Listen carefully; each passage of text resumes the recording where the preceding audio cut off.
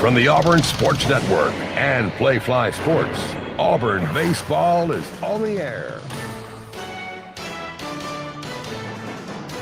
Exclusive game day coverage begins with the leadoff show. Now, let's go out to the ballpark. Auburn looks to do something that it hasn't done this season. That's win a series when it loses the first game on a night dominated by home teams in the SEC. The Tigers fell in Oxford. And the game tonight moved up an hour. Auburn looks to even the series with Ole Miss. Good evening and War Eagle from Swayze Field. With Brad Law, I'm Andy Burcham.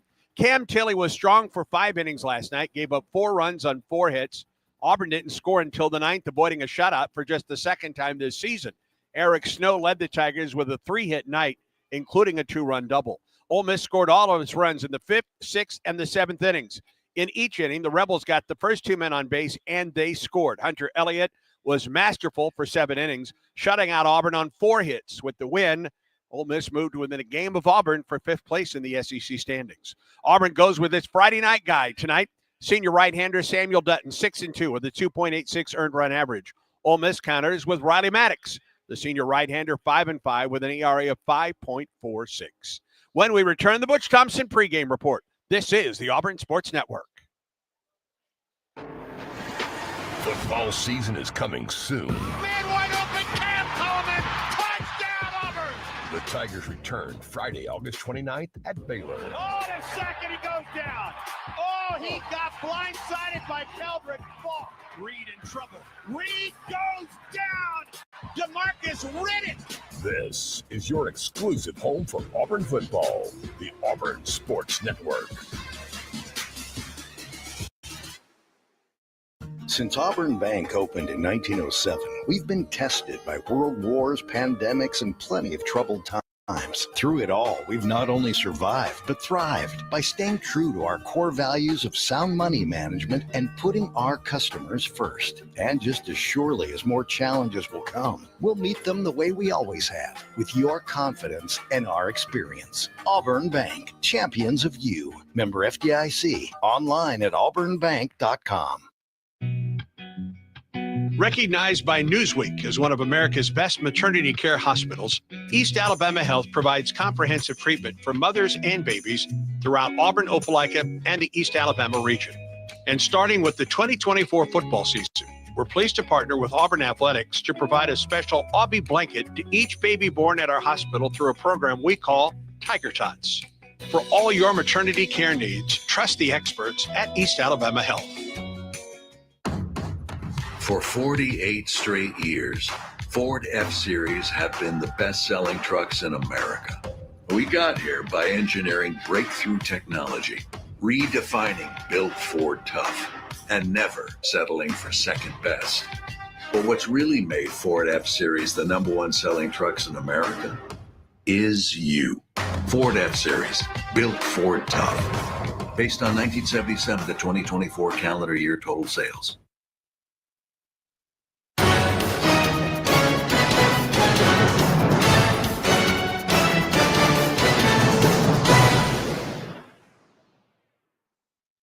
Game day coverage of Auburn baseball continues now with our exclusive pregame conversation with head coach Butch Thompson. Give me a thought about last night's starting pitchers, Elliott for Ole Miss and Cam Tilley for Auburn. Yeah, Elliott, I think was the difference in the game. You talk about threats going in every time you go into trying to achieve a mission, if you will. And, you know, a guy with 7 wins, an ace in our league, and wound up getting his 8th win last night. Just good hop and carry to his fastball. If we were in between that, he's a fly ball pitcher, and I think he had 8 strikeouts, but the routineness of the fly balls of us not being able to get to the top of his fastball that had good spin was the difference in the game, the biggest difference. The changeup versus right-handers were devastating. A little bit of your rear end out and your hands separated and a wave at that pitch. So he had 2 pitches set, and I think that's why he got his 8th win last night, and especially as hot as we'd been swinging the bats and everything falling. A couple of balls we did hit hard.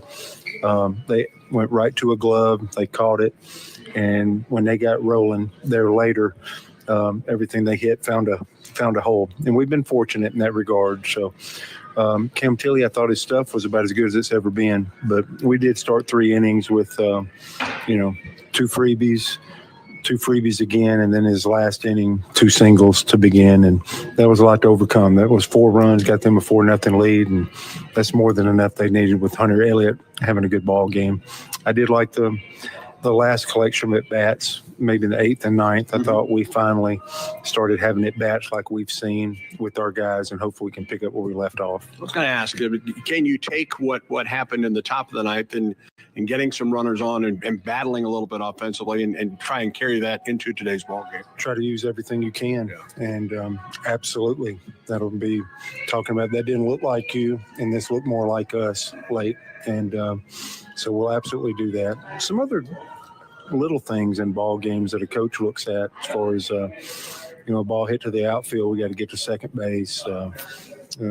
Then we knew Hunter Elliott had a great pickoff. We didn't even have much of a lead on the first pickoff. The second pickoff, I think we all feel like that's a little bit of a balk move there or whatever. But after he showed one, we have to be ultra aware. And even if you go into a ball game until you see it, see how good it is. Just little things. We had a first, third, threw behind a runner at third and allowed him to walk home. We did some little uncharacteristic things last night, but I'm anxious to see how we come out and play. And at the end of the day, for game 1, Hunter Elliott gets most of the credit. You turned it over to Samuel Dutton tonight. Talk about his outing in the South Carolina series. I know he was moved up a day as a result. What do you want to see out of Sam tonight? Well, I'm glad he's going for us tonight to try to get back in the series. So our most trusted starter. I think keeping him and not moving him up a day again gives him a chance to have his best start. You look at this Ole Miss ball club, and there's some pop in the middle of that order. And Furness at first base is a guy that had 3 base hits last night. You got Fawley and Udermark. I mean, it's a good. You talked about it Tuesday when we did the weekly show. I mean, it's a ball club that it reminds you a little bit of a Tennessee and a Mississippi State the way they hit the baseball. Yeah, and good at home. 97 home runs, and for the most part, we kept them in the ballpark last night, and got to do it again. That's how good Tilly's stuff was. Just execution and the willingness to play our style of baseball is what we need to do tonight. When you look at this one tonight, what's a message for your ball club after you had won 4 in a row and you'd won the Tennessee series and you come in here last night and fall in game 1 of this series? Control what you can control. Not worried about positioning or seeding or anything like that. Go play good baseball like we've been playing. Reset and get right back out there to playing good baseball. That's what we can control. We're a baseball team trying to win games and focus on getting back in the series tonight. And then everything that everybody bouncing around will take care of itself. Wish you all the best tonight. War Eagle. War Eagle.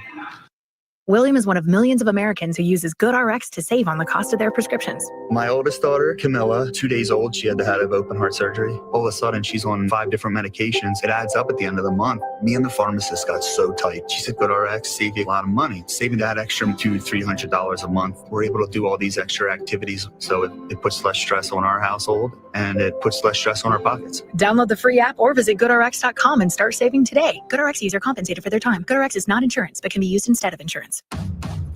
For 48 straight years, Ford F-Series have been the best-selling trucks in America. We got here by engineering breakthrough technology, redefining Built Ford Tough, and never settling for second best. But what's really made Ford F-Series the #1 selling trucks in America is you. Ford F-Series, Built Ford Tough. Based on 1977 to 2024 calendar year total sales. What? All the budget has to be used now? And we can use all the media buy? Javier's marketing firm just got its dream funding. Okay, ideas. Bobbleheads? No. T-shirt cannon? I seriously need some help here. He needs to find marketing managers who are worth every dollar. I need Indeed. Indeed you do. Sponsoring a job on Indeed gives it a visibility boost so you can hire faster. Redeem your $75 credit at Indeed.com/credit. Terms and conditions apply. Children's of Alabama is excited to partner with Auburn Baseball because at Auburn, it's about making a difference on and off the field. The team is thrilled to introduce Hits and Sits, where all proceeds will benefit Children's of Alabama. Step up to the plate and sponsor a home game. You can sign up by visiting bc5foundation.org. Choose a game and a strikeout or a hit. It will be echoed beyond Plainsman Park into the lives of families at Children's of Alabama. Sign up today at bc5foundation.org. War Eagle. The starting lineups are presented by Yellowwood brand pressure treated pine. If it doesn't have that yellow tag, you don't want it. All right, back in Oxford, we'll start with Ole Miss. Mike Bianco's Rebels now 36-17 overall, 15-13 in SEC play. Their lineup similar to last night, just a couple of changes here and there. It's still Mitchell Sanford, the left fielder, at the top of the order. Still Luke Hill playing third base, batting second. They flipped the 3 and 4 hitters from last night. Will Furness, first baseman, batting third. And the cleanup hitter is the second baseman, Judd Utermark. Batting fifth and playing center field, it's Isaac Humphrey. Hitting sixth in right field, Ryan Moorman. Austin Fawley behind the plate. He bats seventh. Hitting eighth to DH, it's Campbell Smithwick. And Luke Chang, the shortstop, rounds out the order. Again, for the Rebels, it is Sanford, Hill, Furness, Utermark, Humphrey, Moorman, Fawley, Smithwick, and Chang. Now for your Auburn Tigers, Butch Thompson's club 37-16, 16-12 in SEC action. And it's a lot of left-handed bats in the lineup against the right-handed starter for Ole Miss. Couple of righties at the top. Chris Rembert at second base, batting leadoff. Eric Guevara playing third, batting second. Batting third in right field tonight, it's Ike Irish. The cleanup hitter, Cooper McMurray, the first baseman. Batting fifth, the DH, Lucas Steele. Hitting sixth and starting in left field, it's Bub Terrell. Derek Fabian is the shortstop. He'll bat seventh. Chase Freilich is the catcher. He hits eighth. And batting ninth and starting in center field, Cade Ballou. Again, for the Tigers, Rembert, Guevara, Irish, McMurray, Steele, Terrell, Fabian, Freilich, and Ballou. Almost set for first pitch. Crowd continues to file in. Should be a few more people here tonight than last night. We're almost ready to get it going as Auburn tries to even up the series here at Ole Miss. Stay close. This is the Auburn Sports Network. Auburn family, join us in welcoming head coach Larry Vickers to the Plains as he leads your Tigers into a new era of Auburn women's basketball. This past season alone, Vickers led his team to a perfect conference record and a program record of 30 wins en route to their third straight conference title. As head coach, Larry Vickers brings championship pedigree to the Plains. You'll want to lock in your season tickets early for this new era of Auburn women's basketball. Head to aubtix.com. We'll see you in Neville Arena in War Eagle. Children's of Alabama is excited to partner with Auburn Baseball because at Auburn, it's about making a difference on and off the field. The team is thrilled to introduce Hits and Sits, where all proceeds will benefit Children's of Alabama. Step up to the plate and sponsor a home game. You can sign up by visiting bc5foundation.org. Choose a game and a strikeout or a hit. It will be echoed beyond Plainsman Park into the lives of families at Children's of Alabama. Sign up today at bc5foundation.org. War Eagle. For 48 straight years, Ford F-Series have been the best-selling trucks in America. We got here by engineering breakthrough technology, redefining Built Ford Tough, and never settling for second best. But what's really made Ford F-Series the #1 selling trucks in America is you. Ford F-Series, Built Ford Tough. Based on 1977 to 2024 calendar year total sales. Don't stop planning for your future. Don't stop investing in your kids' education. Don't stop dreaming of that new home. And don't stop growing your business. Whatever you're passionate or dreaming about, don't stop. Because when you have a bank you can trust, you have the confidence to take on tomorrow. Speak with a Trustmark associate today for advice on achieving your goals. Trustmark. People you trust, advice that works. Member FDIC, Equal Housing Lender.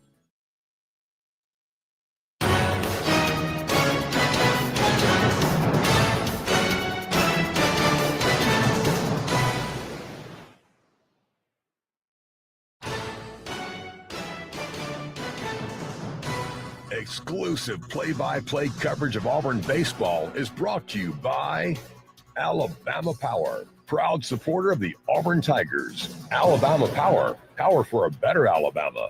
And by Cook's Pest Control, keeping your home and business safe from pests and termites since 1928.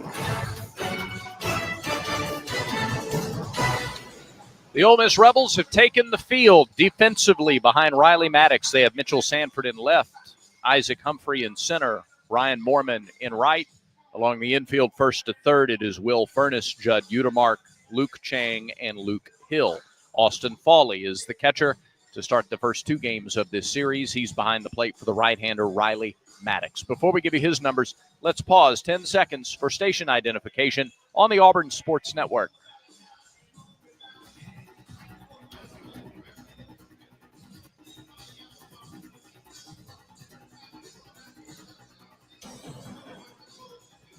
Riley Maddox, senior right-hander, 6'1", 220 from Pearl, Mississippi. He's given up 56 hits and 23 walks in 56 innings with 57 strikeouts, so about one per inning. He's 5-5, an earned run average just under 5.5. Maddox struck out a season-high 8 last week against Mississippi State. His last home start was a good one, a run on 4 hits and no walks across 7 innings against Vanderbilt last year at Plainsman Park. Maddox gave up 4 runs on 8 hits over 5 innings, but none of those 8 hits came from anyone in the lineup tonight for the Tigers. That lineup, Rembert, Guevara, and Irish, the first 3 to face Riley Maddox, the right-hander. And as the throw goes down to second, we turn it over to the voice of the Tigers, Andy Burcham, to get you going on a Friday night. Brad, thank you. First pitch weather forecast brought to you by Blue Moon. Everything becomes brighter. Every sip of their Belgian-style wheat ale is crafted with Valencia orange peel and coriander. Celebrate responsibly. 2025 Blue Moon Brewing Company, Golden, Colorado. 81 degrees at game time tonight. Wind out of the southwest, south to southwest at 1 mile an hour. And partly cloudy skies on hand as Rembert steps into the batter's box for the Tigers. He'll be followed by Guevara and Irish in the Auburn first inning. Umpires tonight, Ryan Broussard behind the plate, David Savage at first, Anthony Perez at second, and the crew chief, Derek Malika, down at third. The first pitch is in for a strike from the right-hander, Riley Maddox out of Jackson Prep. It's from Pearl, Mississippi. And the 0-1. Strike call in the outside corner, 93 with the fastball, 0-2. Filling up the strike zone quickly. Fastball tops out around 92. A good slider change, a little splitter sinker along with that fastball makes it tough. Auburn's going to try to get under it. 0-2 to Rembert. Bouncing ball, and it's through the left side. He went 0 for 4 last night, but he wastes no time on an 0-2 pitch as he sends it between the third baseman Hill and the shortstop Chang, and Rembert is aboard. And Auburn, which struggled to get the leadoff hitter on base, only happened a couple of times in last night's game. In one of the 2 innings they got the leadoff man on, they scored. So a good start for the Tigers tonight. And here is Eric Guevara, 0 for 3 last night with a run scored. Rembert a lead at first. He's 5 of 8 in stolen bases this season. Stretch, and he goes. The pitch, swing, and a ground ball up the first baseline, foul. They're wasting no time trying to kind of flush last night's performance and show their identity doesn't match the performance last night. I mean, Coach Thompson last night in the postgame interview talked about wanting to see the hunger from his team. A leadoff hit and running right away shows some of that. So Ole Miss team has 22 pickoffs. Maddox has 3 of those. Pitch. Guevara takes it low, a ball and a strike to the Auburn third baseman, batting .330 on the season. 5 homers, 25 runs batted in, the reigning SEC Player of the Week. Leadoff single for Rembert. He's at first. A ball and a strike to Guevara. Throw to first. And the runner is back. Quick move over there by Maddox. Elliott last night picked off a runner and then coaxed another into a caught stealing. Stretch and pitch. Guevara chops it foul. A ball and 2 strikes to the Auburn third baseman with Ike Irish on deck. Tigers with the gray trousers, the blue jerseys tonight. White lettering and numerals on the back. The script, Auburn across the front, and the orange number across the front. Blue ball caps the orange AU. Throw to first. No tag this time as Rembert dives back safely. Ole Miss, the white trousers, the red jerseys tonight. Blue lettering, white numerals on the front. Stretch, pitch, high with the fastball. He's almost exclusively this year, and now that you're in the last series, pretty large sample size, almost exclusively fastball slider to right-handed hitters. And righties are hitting about 20 points better against Maddox than left-handed hitters. 2 balls and 2 strikes. The throw to first again. And Rembert is back.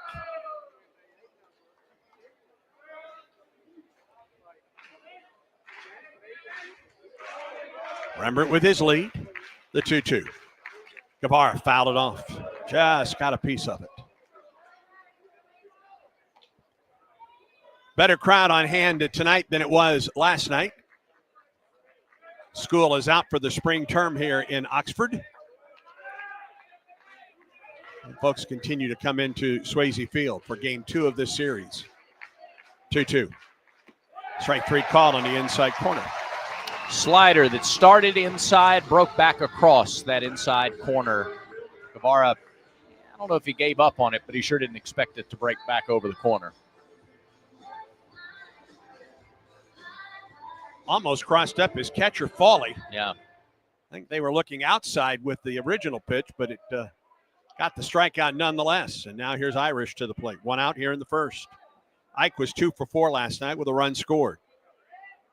He came in hitting .435 in SEC road games. Unbelievable. And that only went up after 2 for 4. Quick throw to first, and Rembert is back. It is a really quick move over there for this starter, Riley Maddox. He does it quickly, too, upon coming set. He doesn't linger and then move. Stretch in the pitch. Irish takes a strike down the middle at 92. A leadoff single for Rembert. A strikeout to Guevara. Rembert at first with 1 out. No balls and a strike to Ike Irish. Maddox is 3 for 3 on strike 1 tonight. Ike with 13 homers, 48 runs batted in. Stretch in the pitch. Ike reaches down and golfs it out of play off the left side. No balls and 2 strikes to the Auburn right fielder. Got the start in left field last night. It's a very different Auburn lineup tonight. Irish in right with Terrell in left and Ballou back in the lineup in center. Another throw to first. And Rembert is back safely. They throw an awful lot over to first. They threw to second a good bit last night, and not just when it was a scoreless game early. I just think that's part of the way they pitch. 0-2 the count to Ike Irish. Here's the stretch. The runner goes. Pitch is low.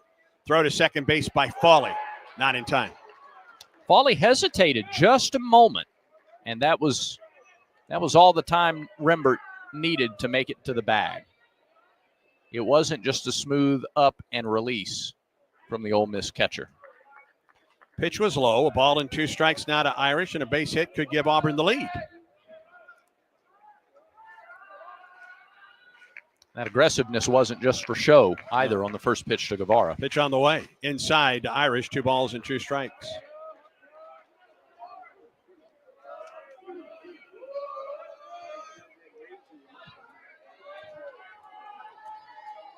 Rembert at second with 1 out. We're in the top of the first. The game moved up an hour because of weather coming into this area about 10 o'clock tonight. 2-2.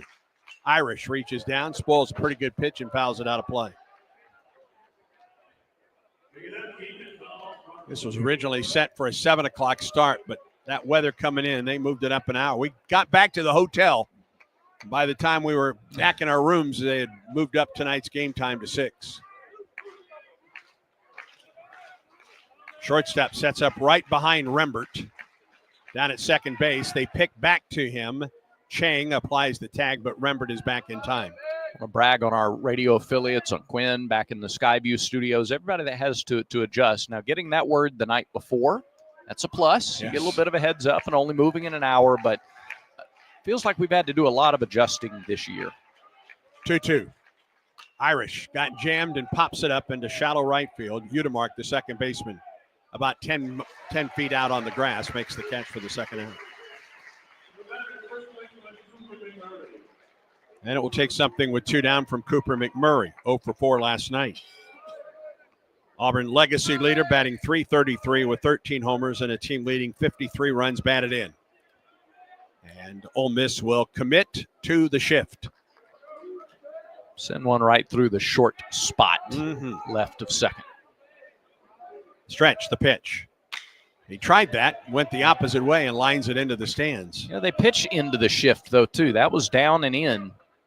So to get it the other way, you really got to inside out the swing. And I wonder if they will continue that way or if they'll try him on the outside or on the outer half of the plate. The ball's in a strike now to McMurray. Rembert gets his lead, the pitch. That one missed outside.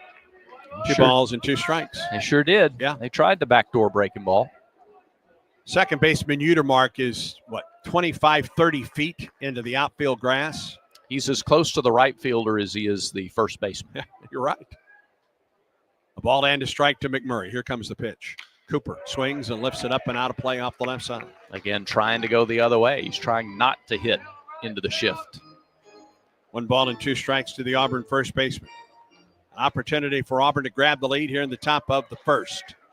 2 down, Rembert down at second base. A ball and 2 strikes to McMurray. Maddox off the stretch in the pitch. Way outside. And Fawley had to lunge to keep that in front of him. 2-2. Maddox has done a good job of getting ahead of every hitter in this inning. He's gone to 2 strikes on every hitter in this inning. Gave up a leadoff single to Rembert. Struck out Guevara. Got a pop out by Irish. Now the 2-2 to McMurray. Tried to hold up. He did not. Third base umpire, Derek Malika, who's the crew chief, rung him up. Like to get another look at that. Cooper McMurray certainly doesn't feel that he would committed to that swing. And the inning comes to a close. No runs, a hit, no errors, a man left for Auburn. We go to the bottom of the first. Stay tuned. This is the Auburn Sports Network. Check out the Talking Tigers podcast wherever you listen to podcasts. The Talking Tigers podcast is a series of one-on-one interviews hosted by the voice of the Tigers, Andy Burcham. Each week, Andy is joined by a featured guest with Auburn ties from athletics, entertainment, and other walks of life. Past legends and present trailblazers, insightful and entertaining. It's the Talking Tigers podcast with Andy Burcham. Like and subscribe wherever you listen to podcasts today. The Southeastern Conference. It's the land of legends, the places, the faces, and moments. And he's going for it. It's a touchdown! We've seen the confetti fall again and again. We're not done. It's time for the next generation to make their mark and go from 14 deep to 16 strong. It's a whole new ball game in the SEC, and it just means more.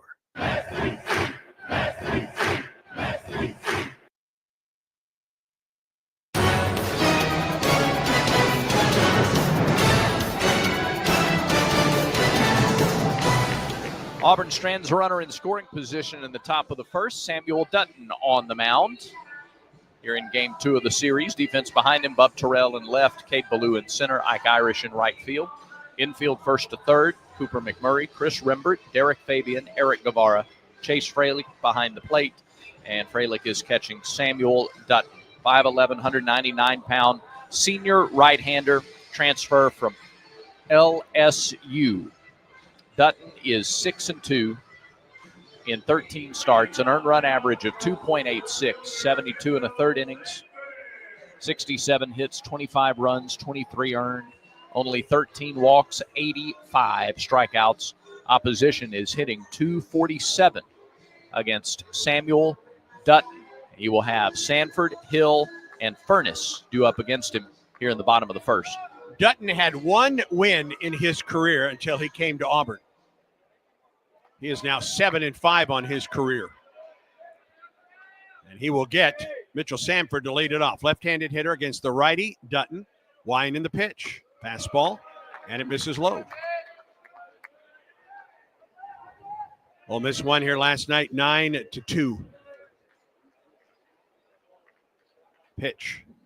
High and away, 2-0 the count. Last week against South Carolina, 5 runs on 8 hits, no walks, 4 strikeouts over 4 innings, 73 pitches in 4 innings for Dutton.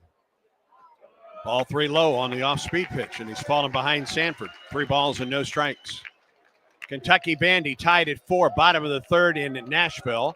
A&M leads at Georgia 3-0. Florida at home leads Alabama. That's in the second inning. 3-0 pitch, and he walked him on 4 pitches. That's not the way you want to start the inning. One other game in progress in the SEC. Mississippi State with a 1-0 lead at Missouri. and just underway. LSU at South Carolina, no score there.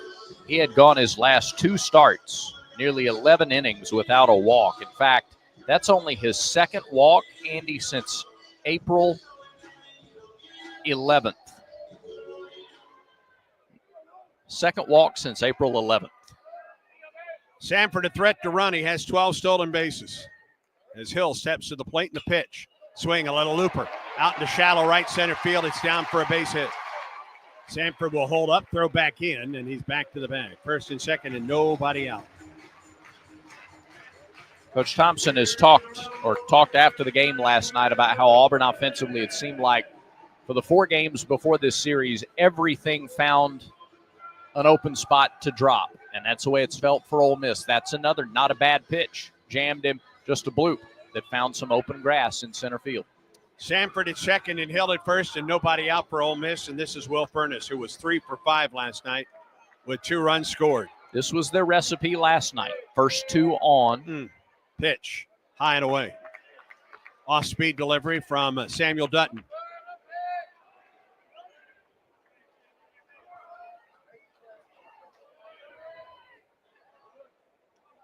Good wheels on the base paths for Ole Miss right now. First and second, nobody out.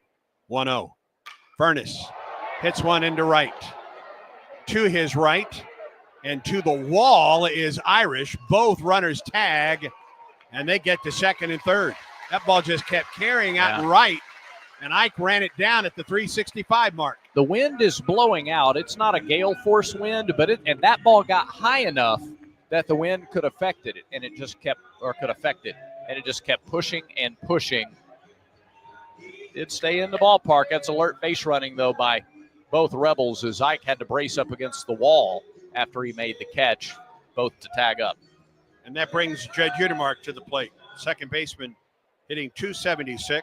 Team lead, or excuse me, second in the ball club with 14 homers. He leads the team with 51 RBIs. And the first pitch, off-speed delivery in there for a strike from Samuel Dutton. He's trying to find the command of the fastball. Hasn't had it very early on. Still very early in this game. Sanford at third and Hill at second. Stretch in the pitch. Missed outside. 1-1.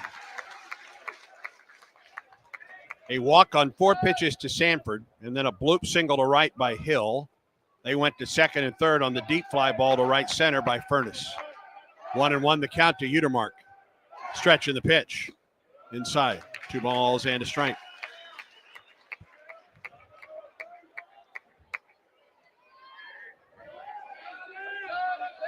Big right-handed hitter. Faces the righty, Samuel Dutton, the pitch. Fly ball deep to right field. That's going to lead the ballpark. It's 3-0 Ole Miss. Utermark's 15th home run of the year. A no-doubter to right.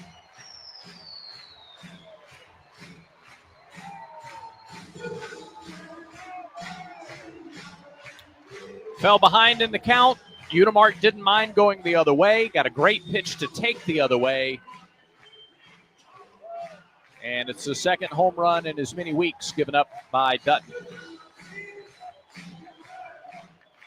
And just like that, the Rebels lead 3-0 here in the bottom of the first. That's just the third home run he's allowed since the Georgia series. That's 6 starts plus tonight. That one's a big one. Nobody on, 1 out. Here's Isaac Humphrey. Wind in the pitch. Went around on the slider for strike 1. Well, the walk and the little bloop single. Yeah. On a hop to Rembert. Reaches down with the left hand. The glove hand makes the play. Throws to first. 2 down. Now, Auburn worked a lot of pitches out of Maddox in the first inning. This could be one of those games. It's just high scoring and back and forth. It's the Rebels that have drawn first blood, but Auburn had a little different approach offensively in that, a little different feel offensively in the first inning. So it's going to be punch, counter punch tonight. 98th home run of the year, that home run by Utermark for Ole Miss. 2 down, and here's Ryan Moorman. Pitch. Moorman chops it on a hop to Guevara. Throws to first, and the inning comes to a close. 3 runs, 2 hits, no errors, and no one left. We're through 1 in Oxford. Ole Miss 3, Auburn nothing. And Auburn baseball continues in a moment. When the game is on the line, you want someone you can count on. At Alabama Power, we believe in consistency and having each other's back. It's our game plan to safely deliver the electricity you depend on. We give 100% to achieve 99.9% reliability. Learn how we power a better Alabama at alabamapower.com/reliable. Alabama Power is a proud supporter of the Auburn Tigers. For 48 straight years, Ford F-Series have been the best-selling trucks in America. We got here by engineering breakthrough technology, redefining Built Ford Tough, and never settling for second best. But what's really made Ford F-Series the #1 selling trucks in America is you. Ford F-Series, Built Ford Tough. Based on 1977 to 2024 calendar year total sales. You're listening to Auburn Baseball. Now, more of the Tigers and Rebels. Ole Miss on top of Auburn 3-0. We move to the top half of the second inning, brought to you by Southern Union. There's a new path to the Plains that runs through Southern Union State Community College. Move seamlessly to Auburn to complete a bachelor's degree in selected programs by taking courses at Southern Union and Auburn concurrently, all at Southern Union's tuition rates. Let Southern Union put you on a path to the Plains. Auburn got a leadoff single from Rembert. He stole second, but he went no further in the first. Ole Miss got the first 2 men on, and Judd Udemark hit a home run to right. Brad mentioned last night, Ole Miss scored in every inning in which its first 2 men reached base, and they have continued that trend through the first inning today. Here's Lucas Steele to lead it off for Auburn, batting left-handed against the righty Maddox, and the first pitch misses outside for ball 1. Steele's batting .281 with 7 homers, 38 runs batted in. 0 for 3 in last night's game. Auburn DH awaits the 1-0 pitch from Maddox. Here it is. Swing, drive into center. But that's Isaac Humphrey territory for the first time. Hit it hard. And that's the, last inning, Hill hits a little bloop and it falls. Steele drilled that, but right at the center fielder.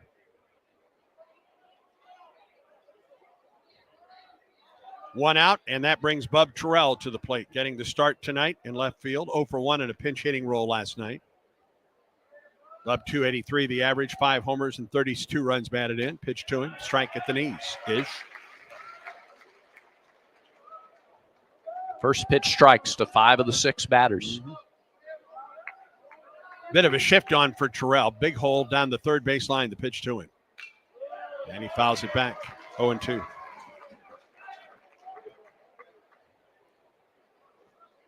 Three 0 Ole Miss leads. We're in the top of the second.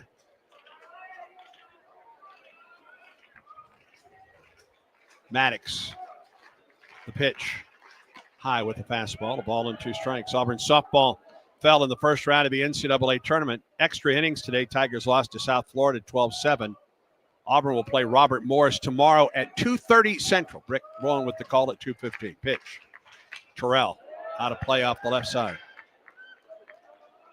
All that broadcast on Weagle 91.1 FM. You can listen as well on the Auburn Tigers app.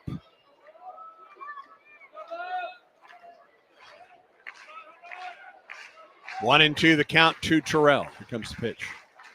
Bub fouls it back. Off speed at 86. Yeah. And he stayed with it. They tried to speed his bat up there. Nice job to slow it down and just fight to get another pitch. Wind is blowing out to dead center field right now. 1-2 pitch. Bub takes it inside. Hit him. Up, got him.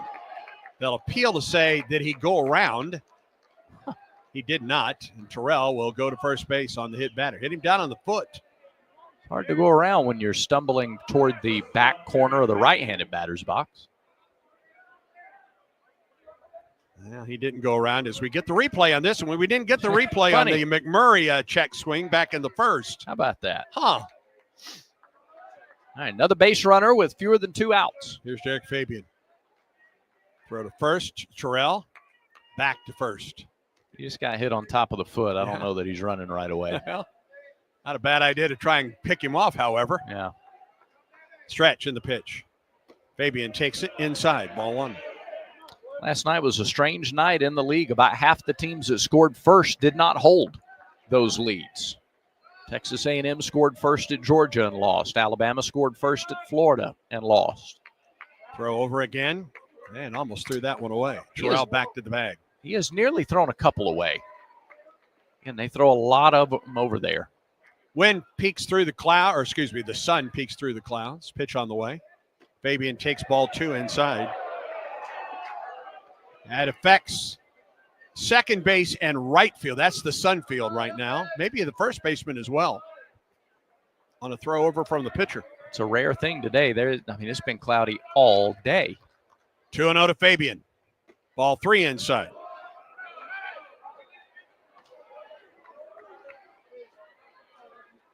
Three balls and no strikes to count to Fabian.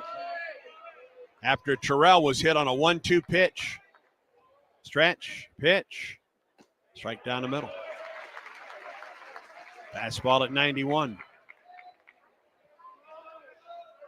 He's not walked more than 3 in a game in SEC play. 2 walks each of the last 2 starts, spanning 10 2/3 innings. 3-1 to Fabian. Chopper foul.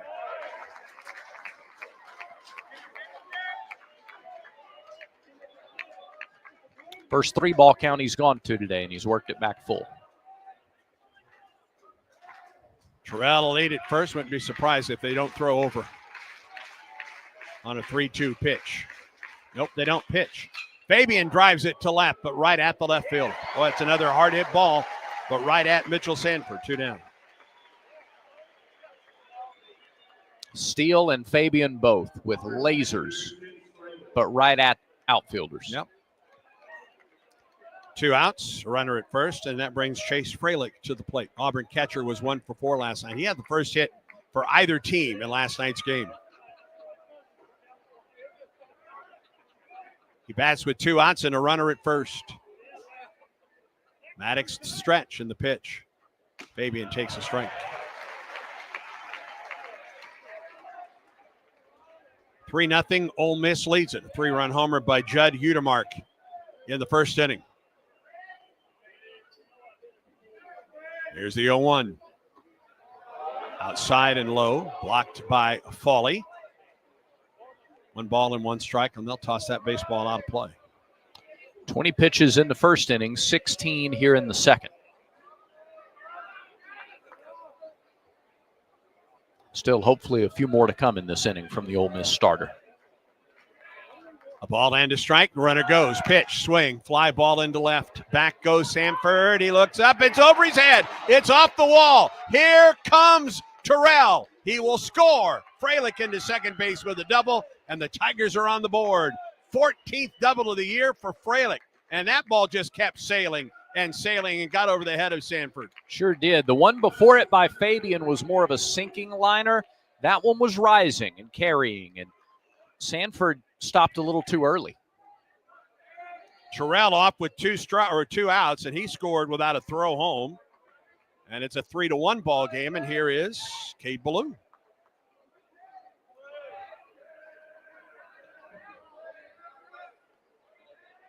Stretch and the pitch.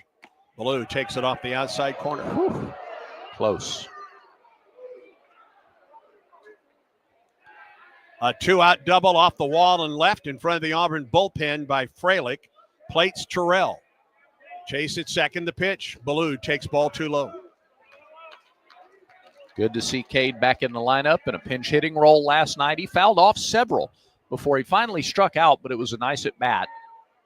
And then back in the starting lineup today. Batting .291 with 5 homers, 20 runs batted in. Stretch and the pitch. Ballou takes ball 3 low.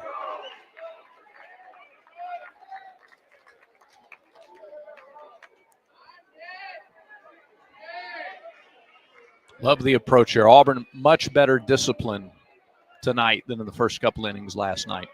Different pitcher, different look, different discipline. 3-0 to Ballou. Swing, drive into right, but right at the right fielder. On a 3-0 pitch. A run on a hit. No errors, a man left. We go to the bottom of the second to score. Ole Miss 3, Auburn 1. Stay tuned. This is the Auburn Sports Network.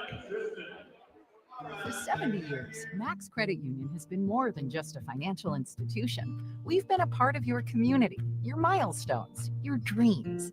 At Max, you're not just a customer. You're a member, a neighbor, a friend.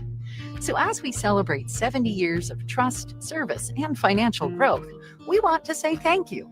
Thank you for choosing Max, and thank you for letting us be a part of your journey. Max Credit Union, 70 years strong and just getting started. Federally insured by NCUA. The Goose Performing Arts Center at Auburn University is Alabama's premier destination for the arts, bringing you the very best of Broadway, dance, music, and more. Learn more about upcoming performances and see the calendar of events online at gougecenter.auburn.edu. That's GOGUE center.auburn.edu. Or call the box office 334-844-TIXS.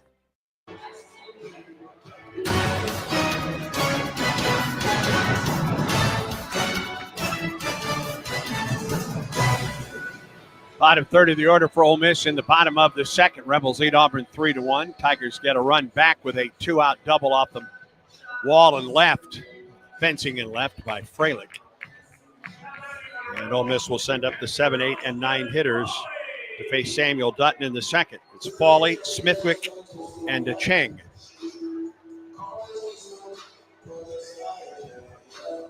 Fawley 1 for 3 last night. He scored a couple runs. 14 pitches for Dutton in the first, and after the leadoff walk, there's really one pitch he'd like to have back. The 2-1 pitch to Utermark. That's it.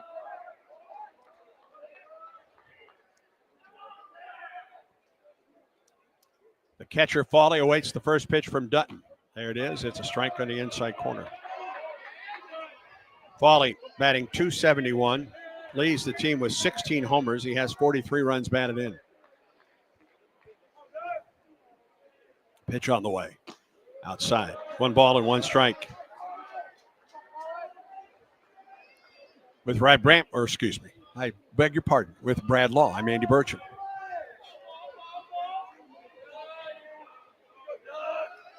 Ball and a strike, the count to Fawley. Here's the pitch. Curveball in there for a strike. Ball and 2 strikes. Fawley 1 for 3 last night. He scored it twice.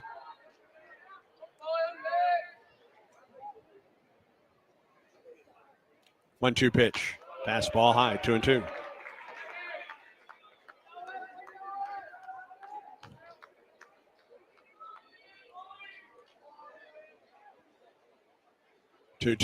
Fawley takes it off the inside edge. Count goes full. Oh, that was close. That inside corner to right-handers does not appear to be there for Ryan Broussard tonight. Full count to Fawley. Wind and the pitch. Up and out of play off the right side. Little extra on that fastball at 94. Fawley, a pretty good fastball hitter. 3 balls and 2 strikes to count. Winding the pitch. He went around. Yeah. They appealed to first, and he did go around. First strikeout of the ball game for Dutton. Yeah. K-Counter presented by Kia of Auburn, where you're always number 1. Good slider that time from Dutton to get the strikeout. A replay of that one. Oh, yeah. Did he go? Yeah, right. Easily. Okay. Easily. 1 out. Here's Campbell Smithwick. The DH tonight, getting the start, came on as a pinch hitter last night, was 0 for 1. Left-handed hitter against the righty Dutton, the pitch. Smithwick chops it foul up the right side. I think it's neat when hometown guys play for their hometown school, like Cade Ballou at Auburn or Smithwick, who's from Oxford, playing for Ole Miss. Wonder how many games they went to growing up as a kid. 0-1. Fastball high. Ball and a strike to Smithwick. Campbell among the several seniors honored in pregame ceremonies tonight. 1-1 pitch. Line drive right side, foul. Deflects down into the corner and returned by Ike Irish. The ball in 2 strikes. Campbell hitting .267 with 3 homers and 16 runs batted in. Shift is on for the Tigers. Wind in the pitch. Missed outside. 2-2. Not only the shift, but Auburn playing him to pull even with the shift. Yeah, Cooper McMurray is a foot away from the first base line. Dutton the wind in the 2-2. Little looper into left. Terrell ranging in and to his right makes the catch for the second out. The ball hung up nicely for Bub. Yep. 2 down. Terrell told us after the Jack State game, defensively, he's played all 3 outfield positions, but he is most comfortable in left field. He really read that one well, running over near the line, just glided underneath it for the catch. And that brings another of the seniors to the plate for Ole Miss, and Luke Ching, senior shortstop, 1 for 4 last night with an RBI. 2 down, nobody on for the Rebels. Dutton the wind in the pitch. Fastball. Missed outside. He did not go around. Actually, that was the slider at 84. Chang, right-handed hitter against the right-hander Dutton. Here's the 1-0. That misses low. 2-0.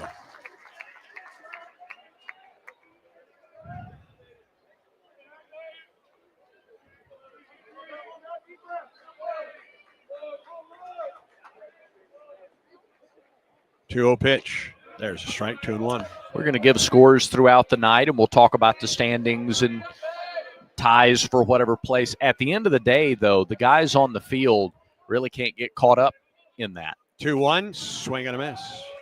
Good fastball. 92, 2-2. And it is tempting to get caught up in that. If we win, do we host a super? Auburn feels great about hosting in general, but you get caught up in that, forget to play the game. 2-2 pitch, fastball, inside corner, swing and a miss, and the inning is over. And after Auburn gets a run, Dutton puts up a 0. 3 up, 3 down for the Rebels in the second. We're through 2. Ole Miss 3, Auburn 1. Stay tuned. Auburn baseball continues in a moment. Yellowwood knows that a 5-star backyard is the place to make lasting memories, like cookouts, cornhole with friends. Ooh, a neighborhood potluck with your wife's pasta salad, the one with the feta. Oh, sorry. Or taking a nap on your deck in a hammock. Naps are memories. I love naps. For 5-star backyards and the most memorable experiences, Yellowwood brand pressure-treated pine. If it doesn't have that yellow tag, you don't want it. You've created a comfortable home office. Now let Carrier provide the cash bonus. For a limited time, you can claim up to $1,550 in cool cash rebates on a qualified Carrier home comfort system. There's never been a better time to upgrade to year-round premium comfort and energy savings. Carrier, turn to the experts.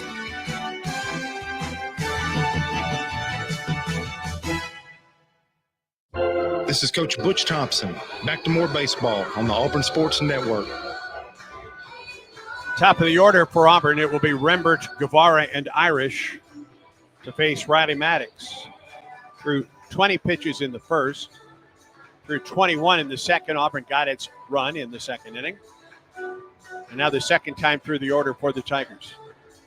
Third inning, brought to you by the Vance Law Firm. The phone number is easy to remember. They say dial 3 for me, 334-333-3333. Remember to lead off single in the first, stole second, but was stranded there. I really like the swings Auburn got against Maddox in that second inning. The outs were just line drives right at the outfielders. Pitch 2, Rembert. Down and in for ball 1. And they're also laying off balls and swinging at strikes. Rembert hitting .358, 10 homers, and 39 runs batted in. 1-0. Fastball at 91 for strike 1.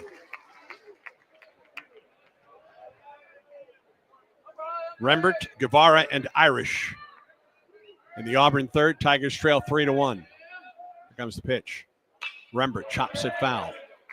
On a hop to the Auburn dugout. Recognized breaking ball. Tried to stay back on it. Still early. Ball and 2 strikes. Stretching the pitch. Hung one right that time, but Rembert fouled it back and out of play. It's the pitch he got Guevara on. That breaking ball that starts way inside, breaks sharply across. Another 1-2 pitch to Rembert. High and away with the fastball.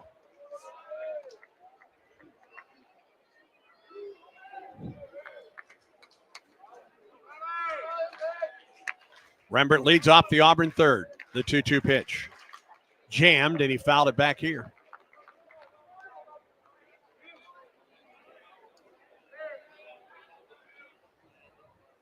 Tough to lay off that, especially with 2 strikes. Might have been a little up, but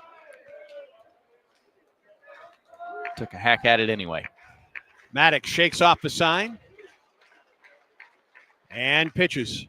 Rembert off the end of the bat to Maddox. Flips to first for the out. He got Rembert to reach on that one. Yeah, he got him to reach up for the pitch before for the foul ball. That time the slider reaching across the plate, just a cue shot off the end of the bat, and a nice play by Maddox to reach out and glove it. That's a tough play otherwise.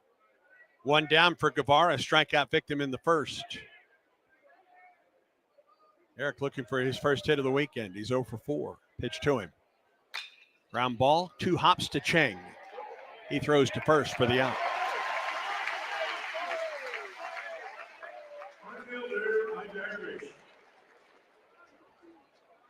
Another right at him ball by Auburn. Yep. 2 down for Ike Irish.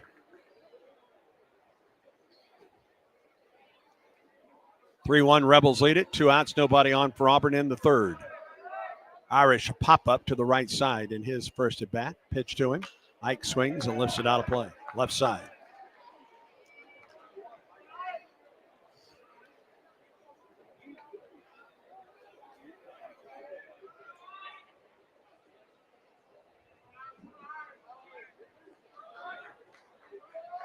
Oh, 1 pitch. Missed the outside corner. Not by much either, no. By the way.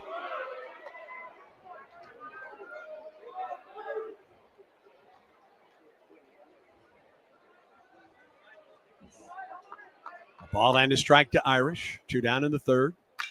Swing on a high fly ball into left. Back is Sanford. He looks up. Kiss it goodbye. Over the bullpen in left. 14th homer of the year for Ike Irish. And it's a 3-2 ball game. Oh, they didn't catch that one. Nope. No. Sure didn't. Opposite field power. Now the ball comes back. They threw the ball back in from the That's nice. From the stands. They just keep chipping away little by little. No panic, no change to the approach. A bunch of hard hit balls. And Irish did get under that one. Auburn got over the top of a couple early in the inning. He got under that one. 49 RBI in the season for Irish and 14 homers. 3-2 the lead for Ole Miss. Swing and a miss by McMurray. May have been a straight change. Maybe. 3-2. Ole Miss on top. 2 outs and nobody on for Auburn. The pitch. McMurray watches another one of those, and this one misses low. A ball and a strike.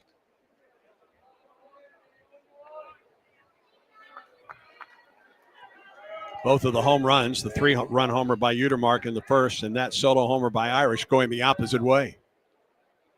Inside 2-1 the pitch. To McMurray, a fastball inside.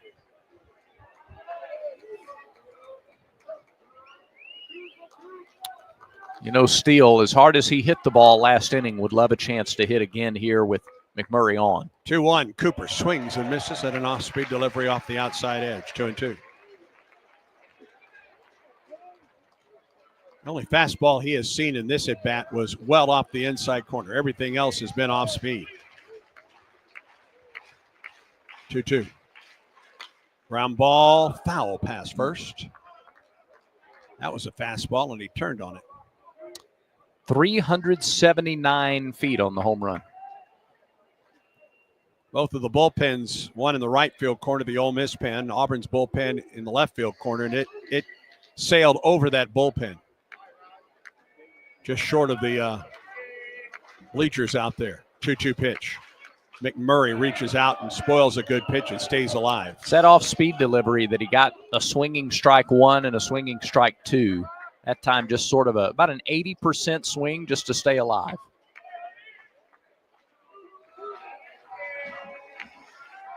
Two and two the count. 2 outs in the third. Comes the pitch. McMurray takes ball 3 inside. An appeal to third. He didn't come close to going around. Full count. Steele on deck. Homer by Ike Irish has cut the lead to 1 here in the top of the third. 3-2.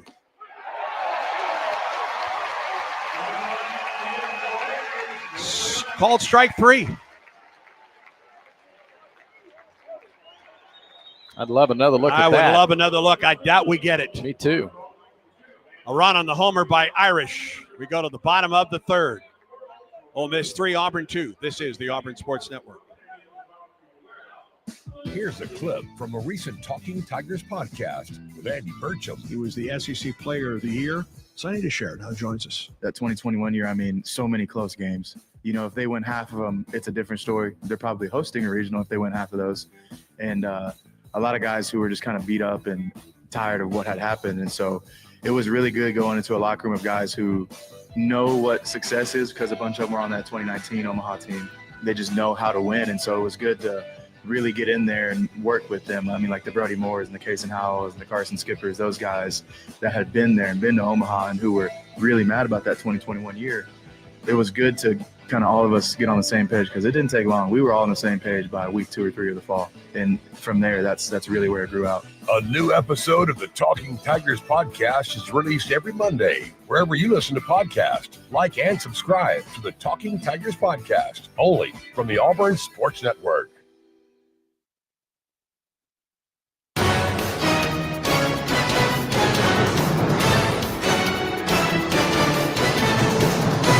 All right, top of the order for Ole Miss in the third. Auburn, after trailing 3-0, has come back and cut the lead to 1. An Ike Irish home run to left made it a 3-2 ball game, along with Brad Law. I'm Andy Burcham, Quinn Burkeen in our Skyview Auburn studios. Game 3 of this series is set for tomorrow afternoon at 1:30. We'll have the call at 1:15. Hopefully weather does not affect that one. All right, Mitchell Sanford will lead it off. He walked on 4 pitches in the first and scored the first of the 3 runs for the Rebels. Dutton the wind and the pitch. And misses outside. Telling you, inside to righties, outside to lefties. Just not there tonight. Dutton has walked 1 and struck out 2. The pitch, Sanford takes it outside. Ball 2. He walked Sanford on 4 pitches in the first. He has fallen behind Sanford here in the third. 2 balls and no strikes. Right-hander Samuel Dutton. Wind of the pitch. Ground ball foul. Just beyond the Ole Miss dugout. Bounces out to the first base coach for Ole Miss. 2-1 the count. Sanford's just excited to swing the bat at something there. Auburn with the shift on the right side. The pitch, Sanford grounds it foul pass first. 2-2.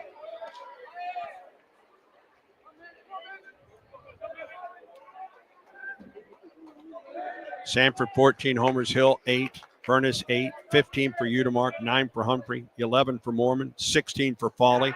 Swing and a miss by Sanford. Dutton fell behind 2-0, but came right back. 2 straight foul balls and then got one on a ball that just disappeared. This may be one of those teams where a vertical break causes problems because he got those swings and misses there with breaking balls, and Sanford went down to a knee on that last swing and miss. Third strikeout for Dutton. The K counter presented by Kia of Auburn, where you're always number one. That's 6 in a row. Set down by Dutton since the home run by Udermark. One out. Here's Luke Hill. Little bloop single to right by Hill. Back in the first. Pitch on the way. Shows bunt. And a foul tip into the glove of Frelick. He was trying to jump out of the way of that one, and apparently it caught the bat. Yeah, he looked back at Ryan Broussard as if to say, what? But you could hear it. 0-1. That missed low. A ball and a strike with the fastball.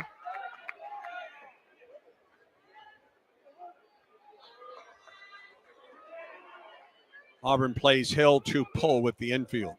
Guevara almost playing up the middle right now. Or excuse me, Rembert almost up the middle. Fouled back. Left that fastball up, and he fouled it back. A ball and 2 strikes. 3-2 Ole Miss.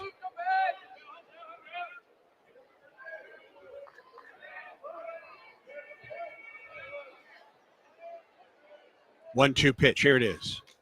Missed high with the fastball. 2-2. So if he's setting up either the curve or the slider, try to get some swing and miss away from Hill. Hill 2 for 4 this weekend. 2 balls and 2 strikes. Dutton shakes off the sign. Now winds and fires. Did go away with the slider and missed. Too far outside that time. Yeah, just didn't start in the zone. 3-2.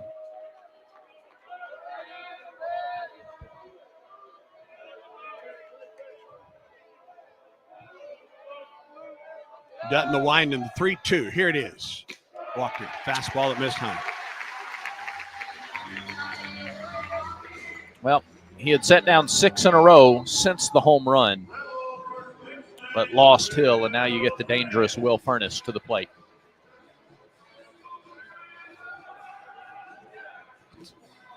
Furnace was 3 for 5 last night. He flied out to deep right center. It took Ike Irish to the wall at the 365 mark out in right center.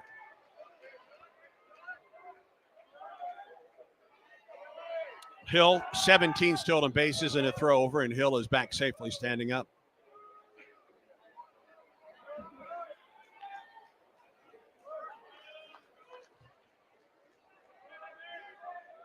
Dutton comes set, and the pitch. Swing and a miss by Furnace.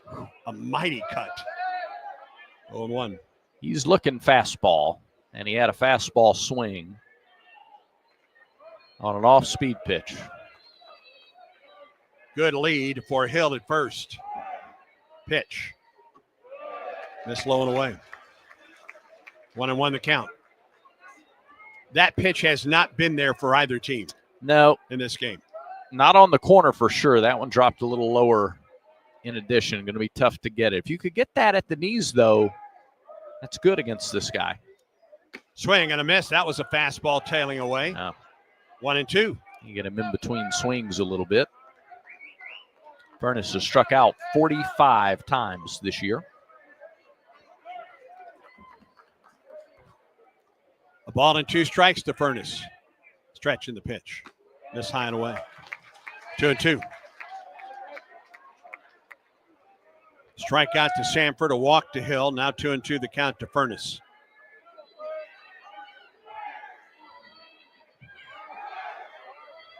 Dutton comes set. Throw to first. Hill is back. Didn't have a big lead, but a good idea to try and keep him as close as possible. Yeah, you want to try to keep this momentum. Only you give up the 3 in the first inning. You're inching your way back. Now back to within a run. 2-2 pitch. To Furnace. Change up, or the curveball, and he stayed back on it, but fouled it away.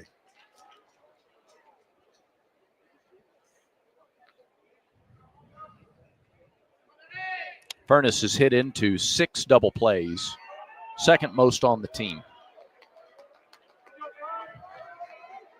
Auburn infield at double play depth. McMurray holds the runner at first. 2-2 pitch. Furnace underneath the glove of McMurray into right. Hill around second base on his way to third. Runners at the corners and 1 out. Good piece of hitting with 2 strikes. And smart to cut that throw off. Fabian at second to cut it off rather than allow runners at second, third with 1 out. That didn't have a chance to throw out of hell at third. And now runners are at the corners, and here's Judd Udemark. McMurray has been more than serviceable at first. He's been an excellent defensive first baseman, just couldn't get to that one in time. It was hit hard. And that'll bring Everett Tiefert out of the dugout. There is no one in the Auburn bullpen right now. This is a little bit about not only is it a reset, but how to pitch to Udemark, who homered last time. An opposite field 3-run home run. So what's the strategy against him? They're getting on the same page. Because Tiefert's talking as much to Fralick as he is to Dutton.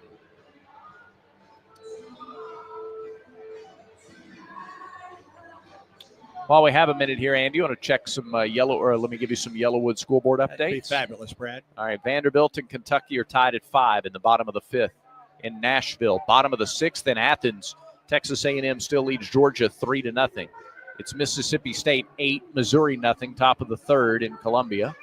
LSU leads South Carolina and the other Columbia 3-0 in the top of the 3rd. And Florida and Alabama are tied at 2 in the top of the 4th in Gainesville. Here, runners at the corners with 1 out in the 3rd. Rebels lead the Tigers 3-2. Stretch and pitch to Udemark. Ground ball, base hit to left. It's a 4-2 game now. And after all of that, he got a 91-mile-an-hour fastball that he turned on and sent into left field for his 4th RBI. He's driven in all 4 of their runs.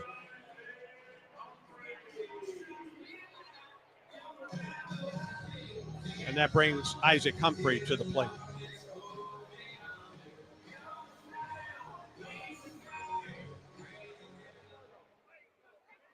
Runners at first and second.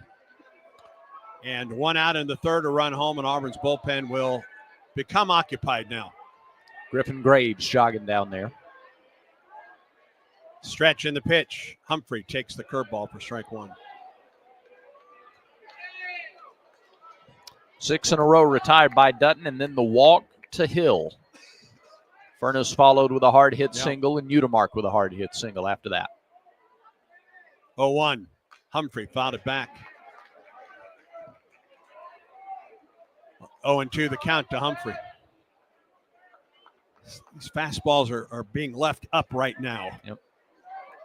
Saw that a little bit last week, too. Stretch by Dutton to the pitch. Ground ball, foul, pass first. Sam is approaching as many innings pitched this year as his first 3 years in college ball combined. Yeah. Count remains 0-2 to Humphrey. Furness at second and Udemark at first. A run home for the Rebels. They lead the Tigers 4-2. Stretch and the pitch. High and away. 1-2. This is also a really tough and consistent Ole Miss team offensively. You know, Tennessee, they like to hit homers. LSU, Mississippi State, they have a lot of home run hitters. This team does too. They've just been they've gone under the radar a bit this year. 1-2 to Humphrey, line drive off the glove of Fabian and into left field. The bases are loaded.